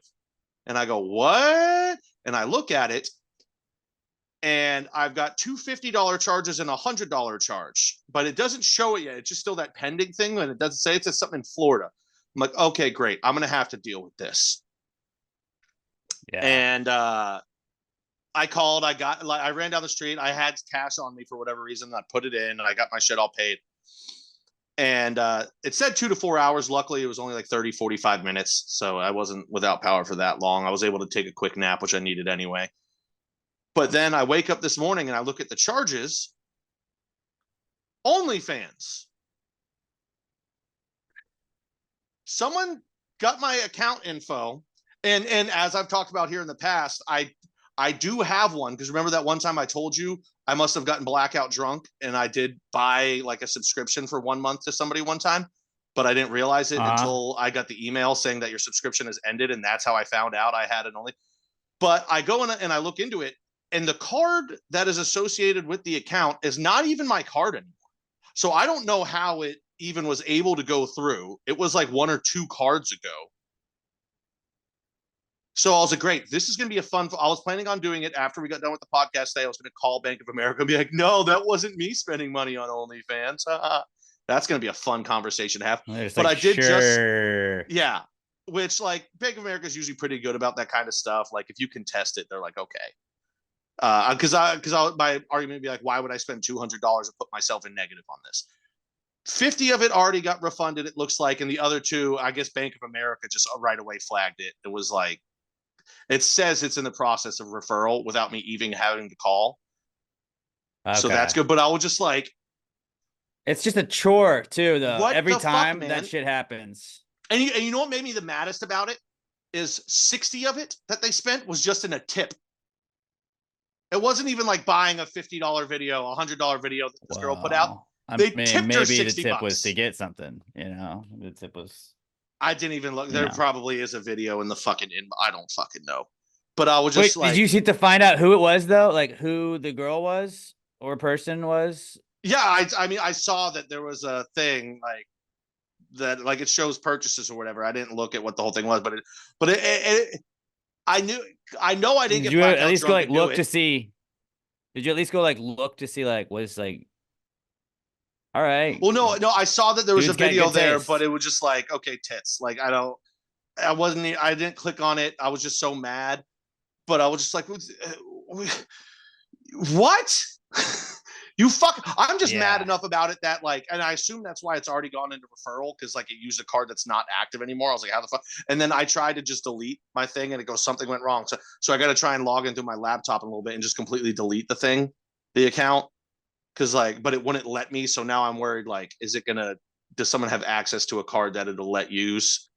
I got to deal with all this shit later. But I was just like, it's bad enough. I would just like, because it was a $50 amount and a $100 amount. That's usually what it is when I load money onto my gambling account. But I was like, I haven't done that in like 2 months.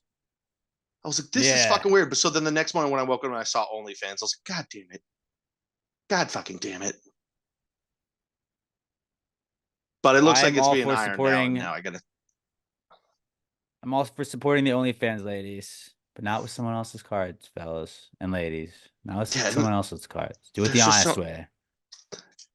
There's free porn out there, guys. Yeah. But yeah, that pissed me. So now I'm just that sucks, dude. I've been staring at my bank account for 24 hours just waiting for the fucking money to come back. And I'm just looking to make sure I haven't seen anything. I haven't gotten dinged for like an overcharge or overdraft fee or anything. I'm going to keep an eye on that.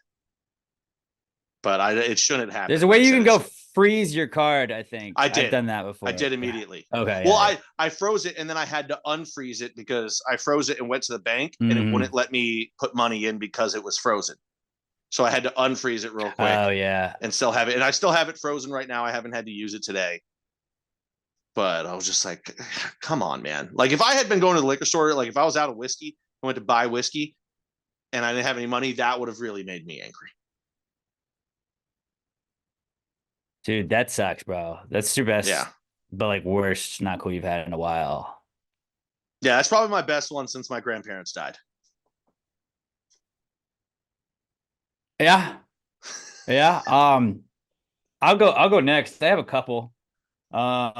So I said I didn't have to get a root canal last week. I had like a 90% chance I would have to get one. I got a cavity fixed though, and then I got a temporary crown put on. Got this like this guy right here in the back, my top right back to like next to last tooth on the right side. I had a temporary crown put in, which is tight. I also spent a significant amount of money before my wedding for the Invisalign treatment that I got. And I was putting my Invisalign in with my temporary crown. And on Sunday, I was pretty blackout drunk on Saturday night. I'm not going to lie. Shout out to my buddy Chili and Melissa Hyde for taking care of me. But I was pretty blackout drunk. Somehow still had the wherewithal to put my retainer in. So shout out to me for dental hygiene.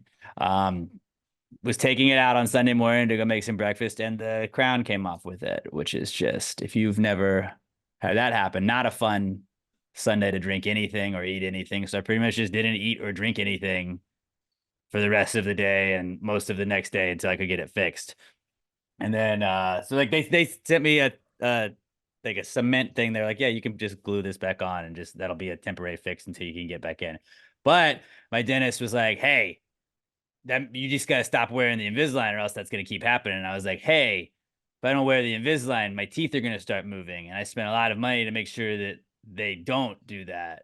So what do I do? She's like, well, at least until you do this, you need to do that. Like, well, like that's a long enough time that I'm worried my teeth might move. And again, I spent a lot of money on these. And then, I was like, okay, whatever. And then I kind of like was like sighing, and the hygienist, the other lady that's not the dentist, but when the dentist walked out, she was like, yeah, I wouldn't do that. I would still, if I were you, like, that's your money, like I would still wear that, and just, I can get you some cement that'll kind of hold it in place if it comes out on a Sunday again. And I was like, fuck yeah, let's go. But like, it sucks just like being like, well, there goes food for today. Because anything that was even like remotely not room temperature was the worst. And I would have to drink with a straw all the way to the left side of my mouth. It sucked. But so that was my first not cool. And then my other not cool also, it happened on Saturday. I was getting ready to go see some of our local Houston bands at Rise in downtown. And I was watching my sister-in-law's dog and my dog. I was taking them out for a walk before I left. And I have an apartment where the door locks when you close it. You don't have to lock it. Like, you have to lock it from the outside, which is good if you're just not having to do that. It's also bad if no one else is home and you close the door and don't have your keys, which is exactly what happened with me. I closed the door, felt for my keys. I usually do the phone wallet keys thing. Immediately realized I do not have the keys. That sucked. And Emma was out of town. So just kind of had to like I was like, all right, well, what's the procedure here at the apartments? I checked in that, trying to follow the rules. I'm a rules guy, you know that about me. They do not do like they'll help you out during the day. Like I could go to the office and be like, hey, I need my key, and then I'll just bring it back to them. But since it was Saturday and it was after office hours, I just had to call a locksmith. And then the locksmith gets here and they had really fancy locks. Like I didn't realize that the lock, like there's an entire box that like just was like I feel like it's like a huge ass box that's that's in the door that is all like the whole mechanism of that lock. Apparently it's a very secure lock because it was so secure that like he couldn't just pick it. He had to drill through it all the way, which meant that then he had to replace it with an entirely new $200 lock that I then had to pay. And that sucked. I'm late for this concert I'm supposed to go to. It was a work event that wasn't a work event, but it was like an event for work that it wasn't mandatory, but it's like it looks good if I'm there and I wanted to be there. And believe me, I was there. I got fucking wasted there. But it was yeah, it was not an ideal situation. And the whole time I'm doing this, I have both dogs with me. So I was like, all right, well, like they're being chill. Wheezy doesn't like the thunder. It started thundering and raining, and so Wheezy's not chill. It was just the whole thing. And then the whole time I was like during this ordeal, I remember when the door first closed, I was like, I'm pretty sure my balcony door is unlocked right now. And I know if I can climb up, there's a fence that there's like a maintenance gate that you can get up onto my roof with. And I was like, if I can get up and just hop that maintenance gate, I can hop down to my balcony and then open the door from there, save all of this from ever having to happen. It'll be fine. I had the dogs and I was like, I could just tie them to the railing. And I was like, if I do that, one of them is going to fucking move, even though they've never moved past the railing, and they're going to hang themselves because I fucking hung it. I was like, this is going to go poorly. And I bet like somehow my back door is locked now. And then I'll be stuck on my balcony, not with a way to get up. And then it'll just be the worst. And I was like, no, don't do this. And so the first thing I do when the guy unlocks the door is I go in and the balcony door is unlocked, and would have all saved myself all of that time. But like the negative and the possible like bad that could have come from that, I felt like outweighed the good, where it's like my sister-in-law comes back, he's like, hey, what happened to my dog? I'm like, well, I locked myself out, and instead of just calling a locksmith and making sure your dog was safe, I tied him to a thing, and then he killed himself accidentally because I was not paying attention. Like that would have been the worst. So it was a very expensive lesson, and like I literally have a sign. You guys have seen it on the back of my door. It says, "Take your fucking keys." Mm-hmm. It says, "Take your fucking keys." I did not take my fucking keys, so it's on me. Those are my not cools, and they were pretty solid not cools that happened within like 12 hours of each other. Let me ask you for the first one. Back to the tooth thing. It's not your wisdom tooth that has a crown, does it? Oh no, those are long gone, bud. Long gone. Okay, that's what I thought. So that would have been more expensive. I looked it up. You can get that tooth pulled probably for about 130 to 250 bucks. Probably save yourself more than that in dental fees later down the line for that tooth. Because it's one of those ones back there. Nobody's ever going to see it. Right, but how much chewing you using on those two back teeth on each side? You'll learn. I've been trying to, since it's a temporary crown, they give you all this shit. You're not supposed to, like, I'm not supposed to eat anything. Like, no, like nothing with like nuts that could be too hard on the temporary crown. I'm not supposed to chew gum or have anything that's too sticky on it. Like anything that could fuck with this temporary crown, like I'm supposed to avoid it right now. And it's like, it sucks. Like one side of your mouth, just like when you're only chewing one side, you feel it. And you're like, this is a lot. Yeah. I remember when I was a kid, I had some fillings and I was eating caramel one time and the filling just pulled right out. My mom was like, God damn it. But yeah, that's just, hey, if you keep getting bills that are racking up on that tooth or shit goes wrong with it and they're like, you need a root canal and it's going to cost X amount. Like, well, how much would it cost to just pull the tooth? Yeah. And then you can make up weird stories about it every time. Like if somebody ever does see it and asks, just be like, oh, somebody called Emma a bitch one time, so I beat his ass, but he hit me in the face and it knocked my tooth out. Or I was playing street hockey and I got checked and I lost a tooth. Come up with badass stories for it. And you can tell everybody different stories so nobody knows the real story. was the bad guy in 007 that had the silver teeth? There's been. Oh, I was gonna say there's been 27 movies. You got to Jaws. Jaws. Jaws was his name. That was just they were just, but they were just metal teeth. Like, Yeah, all-time great movie I- character bad guy.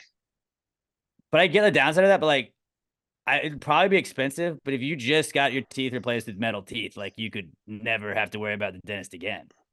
Yeah, but then you got to worry about polishing your teeth when they're in your mouth, and that probably tastes bad. Fuck, you're right. Yeah. Because I know that you can get like veneers, which is I think porcelain Mm-hmm. or something along the lines of that. But I knew somebody that had porcelain teeth, and like if she like touched like a coffee mug to the front of her tooth, like it could crack, and it was like $1,000 a tooth. And I was like, yeah, Yeah, no, that's fuck just that too noise. much like potential to go bad. But Teeth fucking suck, man. And like yeah. I want my teeth to be I good. mean, they don't. So They're like awesome. having good teeth sucks. Like trying to keep your teeth good sucks. To go to the dentist, I hate going to the dentist, but like me not going to the dentist for 2 years is kind of why I think I'm in this predicament. God, I don't think I'm ever going again. Because they're just gonna Dude, find it's gonna stuff be so that. bad when you go. It's gonna be so bad. But like, that's the thing. Like, I was never the greatest at taking care of my teeth. Like, I'm not. I'm a once a day brush guy. I got no qualms about that. I brush in the morning. It is what it is. And I got to be honest. For many years, there was days where it didn't happen. I was very casual about my teeth for a long time, and I've never, like, since I had fillings when I was a little kid, I've never had problems with my teeth. My brother used to get mad. And like every time we would go in, he'd have a cavity and I wouldn't. And he took much better care of his teeth our whole life. I don't know. I live a blessed life. Eventually, it's all going to catch up to me. My health, Yeah. my teeth, all of it's going to come crashing down one day. And guess what? I'm just going to be a toothless guy then. I was a shithead as a kid, and I always was bad about brushing it until like I got to like middle school maybe, and like I have so many like old cavities that like have been filled that like when they'll be like and see this was I was like I don't even fucking remember when that happened. I haven't had a cavity filled in like a while. And they're like, well, yeah, but see how much like that's already fucked with because you did this when you were like 6.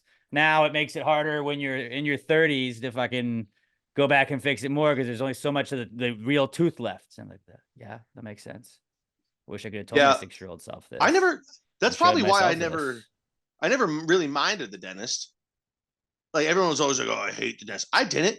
One, just because good I never news, really yeah. had any problems and my teeth never hurt. But 2, yeah, they're like, "Do you want bubble gum or grape?" I'm like, "Oh, fucking give me that bubble gum." Sometimes I went grape. I love that part. That was my favorite part of the Yeah. dentist. And you get a new toothbrush. Like, sweet. I'm gonna open this in 3 weeks. I always would use those for like travel toothbrushes. Like going on vacation, going out of town for the weekend, throw that fucking dentist toothbrush in there. Yeah, I mean that's what my old toothbrush would become the travel one. Because if you lose that, you don't give a shit. You got a new toothbrush. Yeah. Robert, what was your not cool this week? I made myself throw up by laughing. At Elf? See, he's lying. He did enjoy Elf. No, it was not enough. It wasn't even like a big, like laughing. I wasn't like in a laughing fit. It just like I was laughing a little bit. It got caught in my throat, and then I started choking, and then I threw up. I threw up spit. It wasn't really like I was throwing up my meal. It Where was it just like kind of like it's like all sticky. You have to grab it and kind of get and then it just sits in your throat. You just had that acid kind of sitting in your throat Yeah. for a little bit. That sucks. Yeah, What was the joke though? Like, I want to hear there was no joke. It was just I want to like, hear what it was. What's so funny, Robert? it just I don't know, some silly Share with thing the class. I did or something. I don't know. you saw a child fall down. I was laughing at myself. Were you laughing? Were you laughing at a child or a puppy being hurt? Is that what you were No, laughing I at? was not laughing at it. I was here I was in my kitchen. There's no puppy or children Was it in my because kitchen. Sam walked in the kitchen and you're like, ha, that's what I thought. I almost threw up yesterday because I coughed and I've got a bad gag reflex. That's actually happened like twice this week. I would cough and then I'm like, hold that in. That's what's gonna kill me one day. Is I'm gonna fucking cough and I'm gonna vomit. I'm gonna fall down and hit my head and die. That's how it's gonna happen. Yeah, probably. I always, when I'm brushing my teeth, I brush my tongue and like almost every You day. can't go too far back. Though. Almost throw up. But I would be the worst at blowjobs, bro. I would Dude, be right? the worst at giving blowjobs. My gag reflex blows. Only the Which head of is your penis is ironic as getting any fuck. attention. Yeah, dude. Yeah, like I would suck at giving blowjobs. So good thing I'm a dude. Good thing I'm a dude. Well, not I mean, Straight dudes dude. can also do that. Good thing I'm a straight dude. But yeah, so I almost made myself throw up at least like every day like that. I made myself throw up from drinking this weekend. If that makes you feel better. But sometimes that feels just good from laughter. when you hit that point and you're like, so did you throw up from drinking or did you make yourself throw up? There's a difference. I think I threw up from drinking because I don't remember. I've done that I was many told times I threw up. where I'm just like, you know what? I'm gonna go vomit. This needs to get out of my system. I'm very drunk right now. Yeah. Or even the next day. You drink a bunch of something, you drink a bunch of beer real fast right after, and you're like, my stomach's just not feeling good. That's a boot and rally. usually a good one though. The next day when you just are hungover, you feel like shit, make yourself throw up, get it out of your system, eat some bread. 20 minutes later, you'll feel 100% better. BC powder and goodies. Order that. Get on Amazon. Ginger ale. Ginger ale's my go-to. Pour that shit down your gullet. You're good to go. All right. Not cool. It was a solid not cool segment, fellas. And ladies. We had a lot of ladies participating in this one as well. Ladies. Let's wrap things up with the answers segment. Like the not cool segment, we encourage you to hit us up on Twitter. We're at Pass the Grade Pod. Use the hashtag PTG Answers. We start the podcast off with the Precome segment. We pitch any ideas we have. We give you our high or drunk thoughts. Whatever's on our mind. If you got any questions for us at all, we got the answers for you, whether it be parenting questions, even though we're not parents, whether it be health advice, even though we're not doctors, whether it be work advice, relationship advice, any of those things at all, we gotcha. Hit us up or, get us to power rank things. Give us 5 similarly related things, and we will power rank them 1 through 5, and we'll be the best at power ranking them because we dominate at power rankings. Hit us up. At Pass Grade Pod. Use the hashtag PTG Answers. You can also email them to us, answers@passgradepod.com. Jesse will forward them over to us when he gets those. I have, just because at the end of the year, I'm going through some of the email ones, and so I'm going to use some email ones I saw at the Spooktacular. But the Twitter ones are going to be seen first. At Pass the Gravy Pod, hashtag PTG Answers. You can also email them to us, answers@passthegravypod.com. But the answers segment this week is brought to you by the 2023 Tax Act Texas Bowl. Tickets are on sale now for the 2023 Tax Act Texas Bowl. Houston's biggest annual college football event returns to prime time at Energy Stadium on Wednesday, December 27th as the Texas A&M Aggies take on the Oklahoma State Cowboys, and you're not going to want to miss out. Come and experience the passion, the pageantry, and the rivalry of another exciting Big 12 versus SEC showdown to close out the college football season here in Houston. Check out the taxacttexasbowl.com now for best seats and suites on game days. taxacttexasbowl.com. Also enjoy the free bowl week events before the game, like their Carbach kickoff concert presented by HEB on December 26th, featuring country music singer and songwriter Roger Krieger. Plus, before kickoff on December 26th, Roger Krieger. Okay. December I know 26th, it's spelled. Featuring, yeah, Roger Krieger. Plus, before kickoff on December 27th, visit the Love Street Tex Fest outside of NRG Stadium to take in the sounds of an up-and-coming country star, Braxton Keith. Houston is the center of the college football world this postseason. He is? Yeah. So go check out Braxton really Keith fucking right good. there. taxacttexasbowl.com. You'll get free access to it. Houston is the center of the college football world this postseason with the national championship game here next month, but the fun is all starting December 27th with the Texas A&M Aggies and the Oklahoma State Cowboys at NRG Stadium. Again, for the best seats, suites, and bowl week events, check out taxacttexasbowl.com right now. It's the Texas A&M Aggies and the Oklahoma State Cowboys. It's Big 12 versus the SEC. It's the best of bowl season under the bright lights of NRG Stadium. Don't miss this. taxacttexasbowl.com. That's taxacttexasbowl.com. All right, let's get into the answers segment. Well, if you just answered the question, why just answer the question? Be honest, no big deal. Yeah, answer the question. Don't change the subject, just answer the fucking question.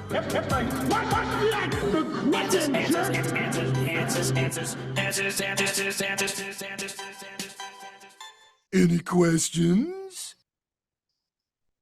All right. Let's start off with our podcast son and best answers questions asker nominee, Skylar Lester, at OMG at Skylar on Twitter. Skylar says, why didn't Apple make the iMessage app icon blue when the iMessage chat bubbles are blue? Because My they used to guess be is green, right? They used to I be don't. green back in the day. Wasn't it all green? I have no idea. I was gonna No, say it was blue and I assume gray. they probably just didn't want it confused with the Twitter app. Would be my only guess. Which like I don't know who would convince that, but like because if you think about it back then, how many apps are green? How many app icons are green? There's not that. There's like Cash App that came way later. I don't know many green ones. So like they kind of had the monopoly on like the only ones that are green that I have on mine are phone app? Xbox. The phone icon, the messages, FaceTime, and Xbox. I don't have any other green ones. Nobody uses it. Oh, it's Spotify. But that's like green and black. It's different. I think it's just because they realize nobody else has green, so it pops out on your phone. Yeah, I think that's probably it. But I do agree with you. That's a huge miss on that part. It's weird. It's Because definitely we do weird. bitch about it. We do bitch about green bubbles. Oh, I mean, our manager chat, there's 4 of us at work. 3 of us have iPhones, 1 has an Android. And of course, today he's like, dude, my texts aren't going through. We're like, dude, just get a fucking like our GM has told him many times. He's like, dude, I'll buy you a fucking iPhone if you'll just use it. Because it's frustrating when like you get, but we also text about weird shit too. So like every once in a while I'll check it and I'm like, I feel like there's messages missing in here because it doesn't really make sense, but I don't know. 2 of them are massive. It's Always Sunny in Philadelphia fans. So I'm like, I don't know if they're just texting Sunny quotes, but like it doesn't make sense in the flow of all the text around it. It's weird. I remember having an Android back in the day. I liked my Android. I think you just kind of have what you have, but like when you're in a group chat and you're the only one with the Android, it ruins it for everybody else. I just hope you know that. Yeah, I completely agree. Next question we have is from Danielle Weston at Danny_Weston, and she says, bacon bits. Just bacon glitter? No, because everyone hates glitter. I was Nobody going to say hates it's way bacon less bits. annoying glitter. It's nowhere It's near as bad as glitter. what it is. But I like the idea. As I a like the idea, though. as a restaurant professional, I think I am uniquely qualified to answer this. It's bacon garnish. Because what do? You don't really mix bacon bits into a lot of recipes. You'll like use bacon in it, maybe, but like you sprinkle that bitch on top. Baked potato, the bits don't go down inside the potato; they go right on top. Just garnish that bitch. Right. That's a good point. It's bacon garnish, baby. Bacon garnish is better than bacon glitter. I would have agreed at bacon glitter. I didn't even think about bacon garnish. But yeah, I like bacon garnish better just because glitter is such a negative connotation in my mind. Mm-hmm. And I don't ever want bacon to have a negative connotation. I ate a piece Turkey of bacon at work today. Yeah, it's just not as good. I ate a piece of bacon at work today, and so I was just like, bacon's the greatest thing ever. And I had the thought, I was like, I don't know who the first person was to figure out bacon, that if you cut this part of the pig and fry and it makes bacon, that's my favorite human of all time. And my buddy at work actually looked up, and apparently it was the Chinese way back in the day. So like, I mean, it just all goes back to my love of Asian culture. I love Asians. Clearly. You always talk about your love of Asian culture. That's a very big thing we talk about on this show a lot. I mean, you've heard me talk about my love of Asians many times. It's not something I bring up all the time, but I got mad respect. I've said for years I want a kimono. I'm not going to pay for it, but like, how sick would I look rocking a kimono? I rock a kimono sometimes on the weekends when I'm putting the bets in. If it's a Saturday, I'm not going to the bar to watch West Ham. I'll throw the mono on, make a little coffee, go sit at my coffee table, pull the computer out, maybe the iPad, look at some bets, college game days on. That's a vibe. That is a Saturday morning that I love those Saturday mornings. Look at the board. Your day is young. The closest thing I have to a kimono is my Eric Cartman bathrobe, where it's just like his coat. It's mine's majestic. It's one of my favorite things I've ever owned in my life. The only problem is like, and I got a large size, but I'm also very fat, so it doesn't like, I can't just like put it and tie it. It's like, it's not there. You know, it's it doesn't fully cinch and close correctly. Like it will cinch and close, like it comes with a belt and everything. It goes around. I'll close it, but like the sides aren't really fully touching all the way down. You know what I'm saying? You kind of stay open. But if I, bro, if I got a kimono, of the mono, dude. Hold on. That's the beauty of the mono. Look at this bad boy. Hold on. This bad. Hold on. I'm looking this up right now. If there's a fucking Cartman kimono, how do you spell kimono? K-I-M-O-N-O. Let's try that.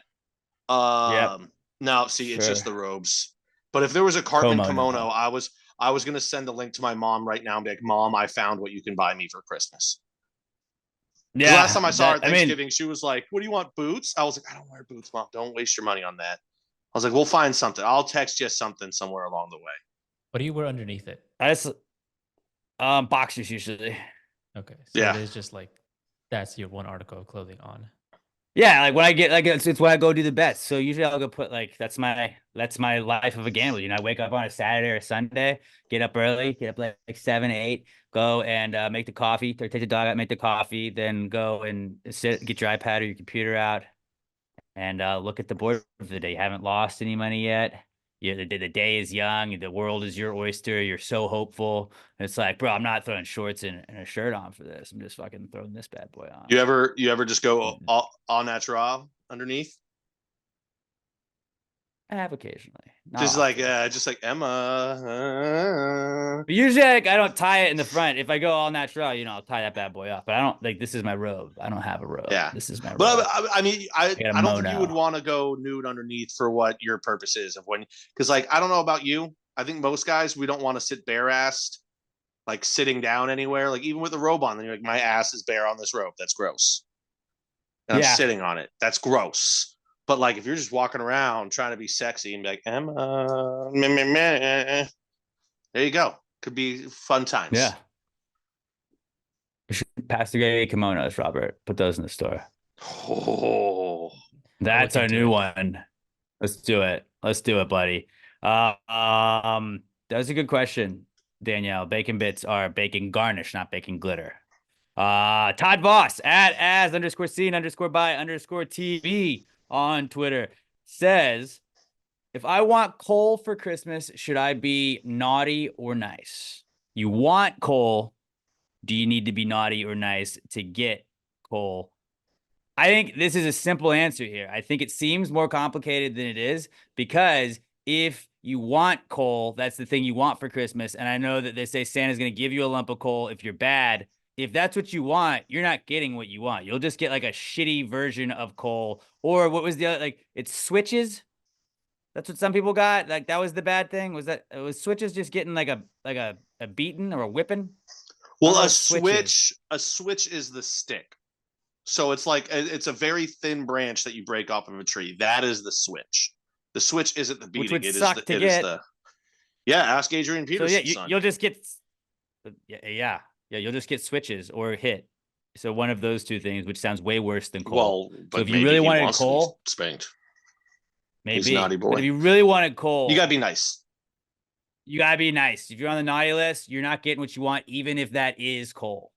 You can't let Santa know. Like you can't ask for coal and do that. That may be a hack though. You have to like send Santa a bunch of stuff and be like, I want a G.I. Joe, and I want a new TV, and I want this, and then secretly like you want coal.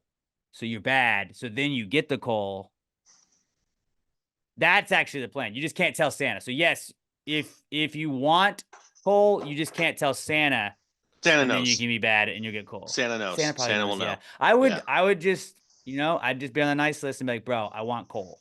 I want a half Jewish, half Latina girl to just fucking boss me around for the rest of my life. But unfortunately, I'm naughty every year, so I don't get that. I want coal and I want a canary. So whenever the canary is near the coal, it'll let me know. If you guys know any Jewish, that's Latinas, why people had a lot of people don't know that. Like I was talking to somebody the other day and they were like, why did they keep fucking canaries in coal mines? And I had to tell that idiot, I was like, dude, how do you think they found all of the coal? Like the coal doesn't just like sprout at them. Like they had to have the fucking canary be like, I found some coal. Canaries can specifically, they're the best bird in the world at smelling coal, and that's how they would find all of that coal. Like that's how this country was built, essentially, on canaries and coal mines. Facts. That's how Pittsburgh came to be. That's how they got their Pittsburgh came colors. to fucking be. Black and yellow. Exactly. Which are the traditional canary colors. Well, Cole is black, canaries are yellow. Oh yeah, true. True.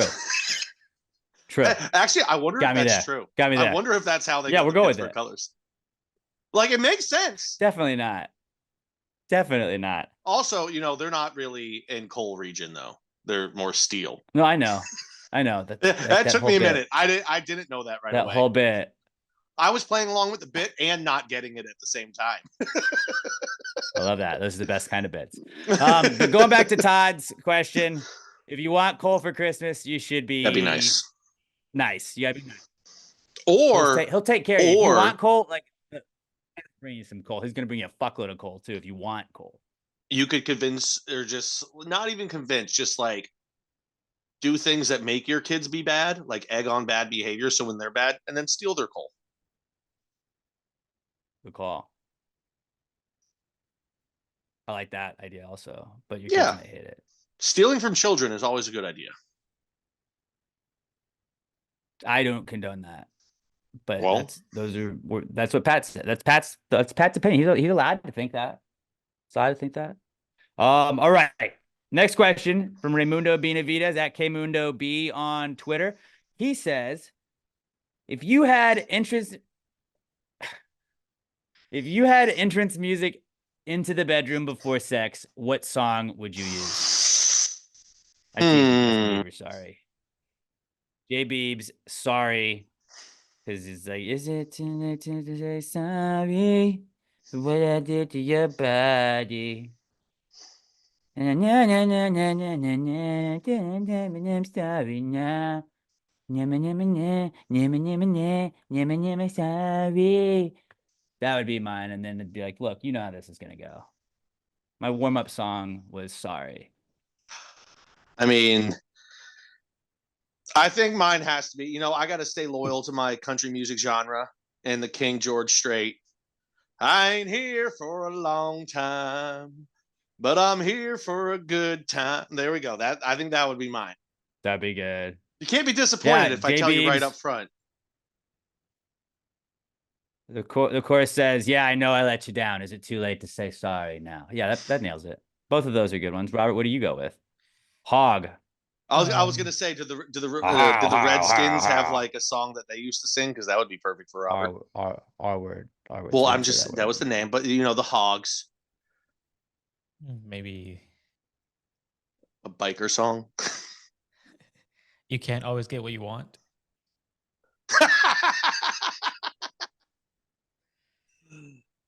That's a good one. That's a good one. I like that a lot too. Can I change mine to the Hungry Hungry Hippos theme song? Absolutely. That plays too. Or maybe the Chili's baby back ribs. I don't know why, but that just seems like it'd be fun. Nah, not for sex. I'm gonna be. Oh, I love that though. Oh, barbecue sauce. You don't get that barbecue sauce. Chili's, a baby back dick.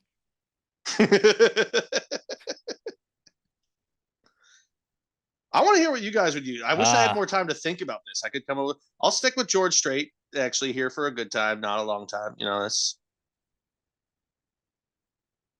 I think I said it backwards before too. I'm here for a good time. I'm here for. I don't know, but yeah, I'll try and make it. Good question. I just don't want to set the expectations high.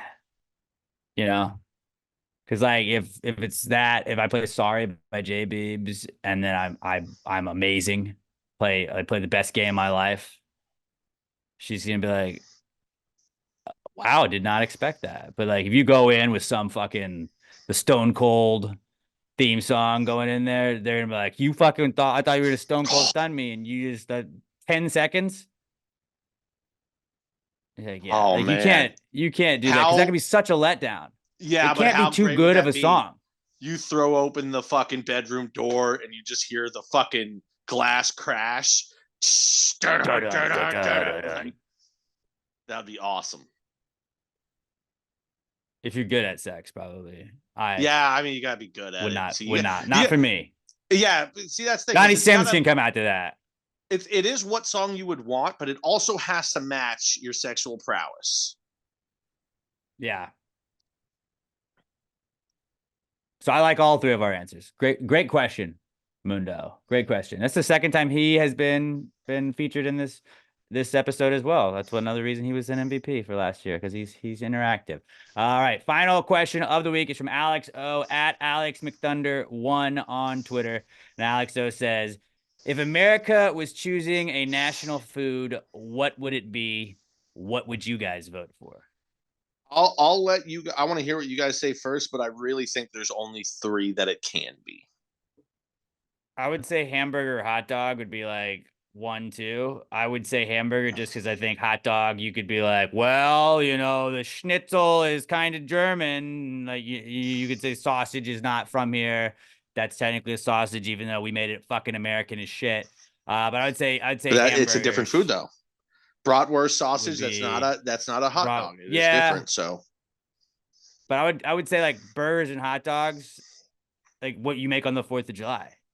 That's what you make. That's American. But I'll probably eat burgers. You're gonna go burger. The 3 I was gonna say it's got to be hot dog or hamburger or apple pie. As American as apple pie is good.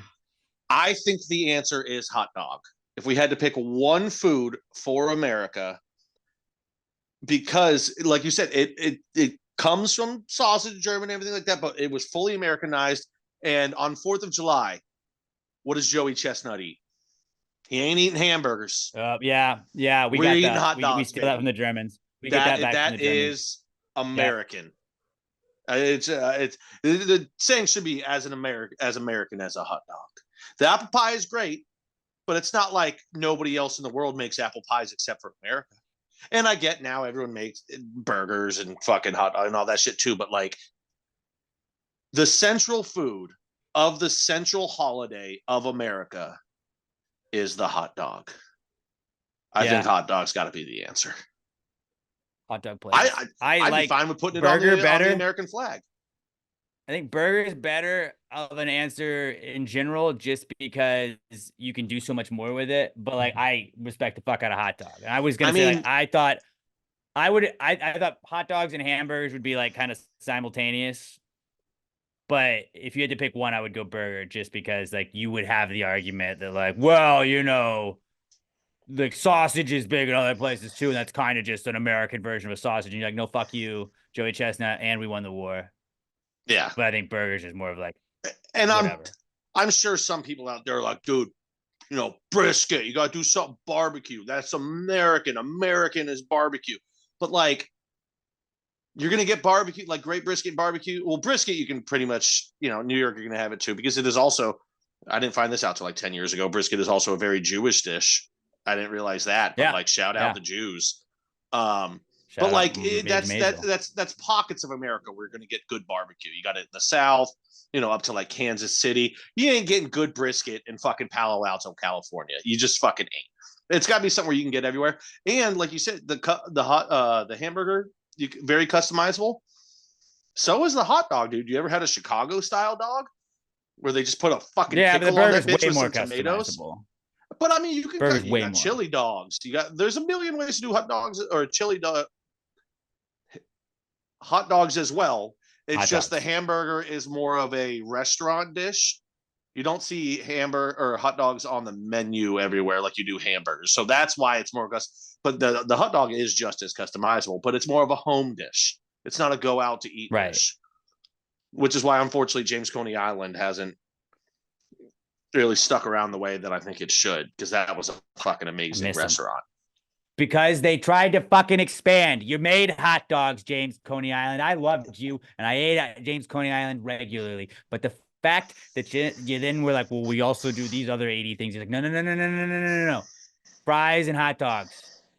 There's an empty one 2 lights down from me, and every time I drive by, I'm like, oh, and then I remember that it's closed, and I get fucking very sad.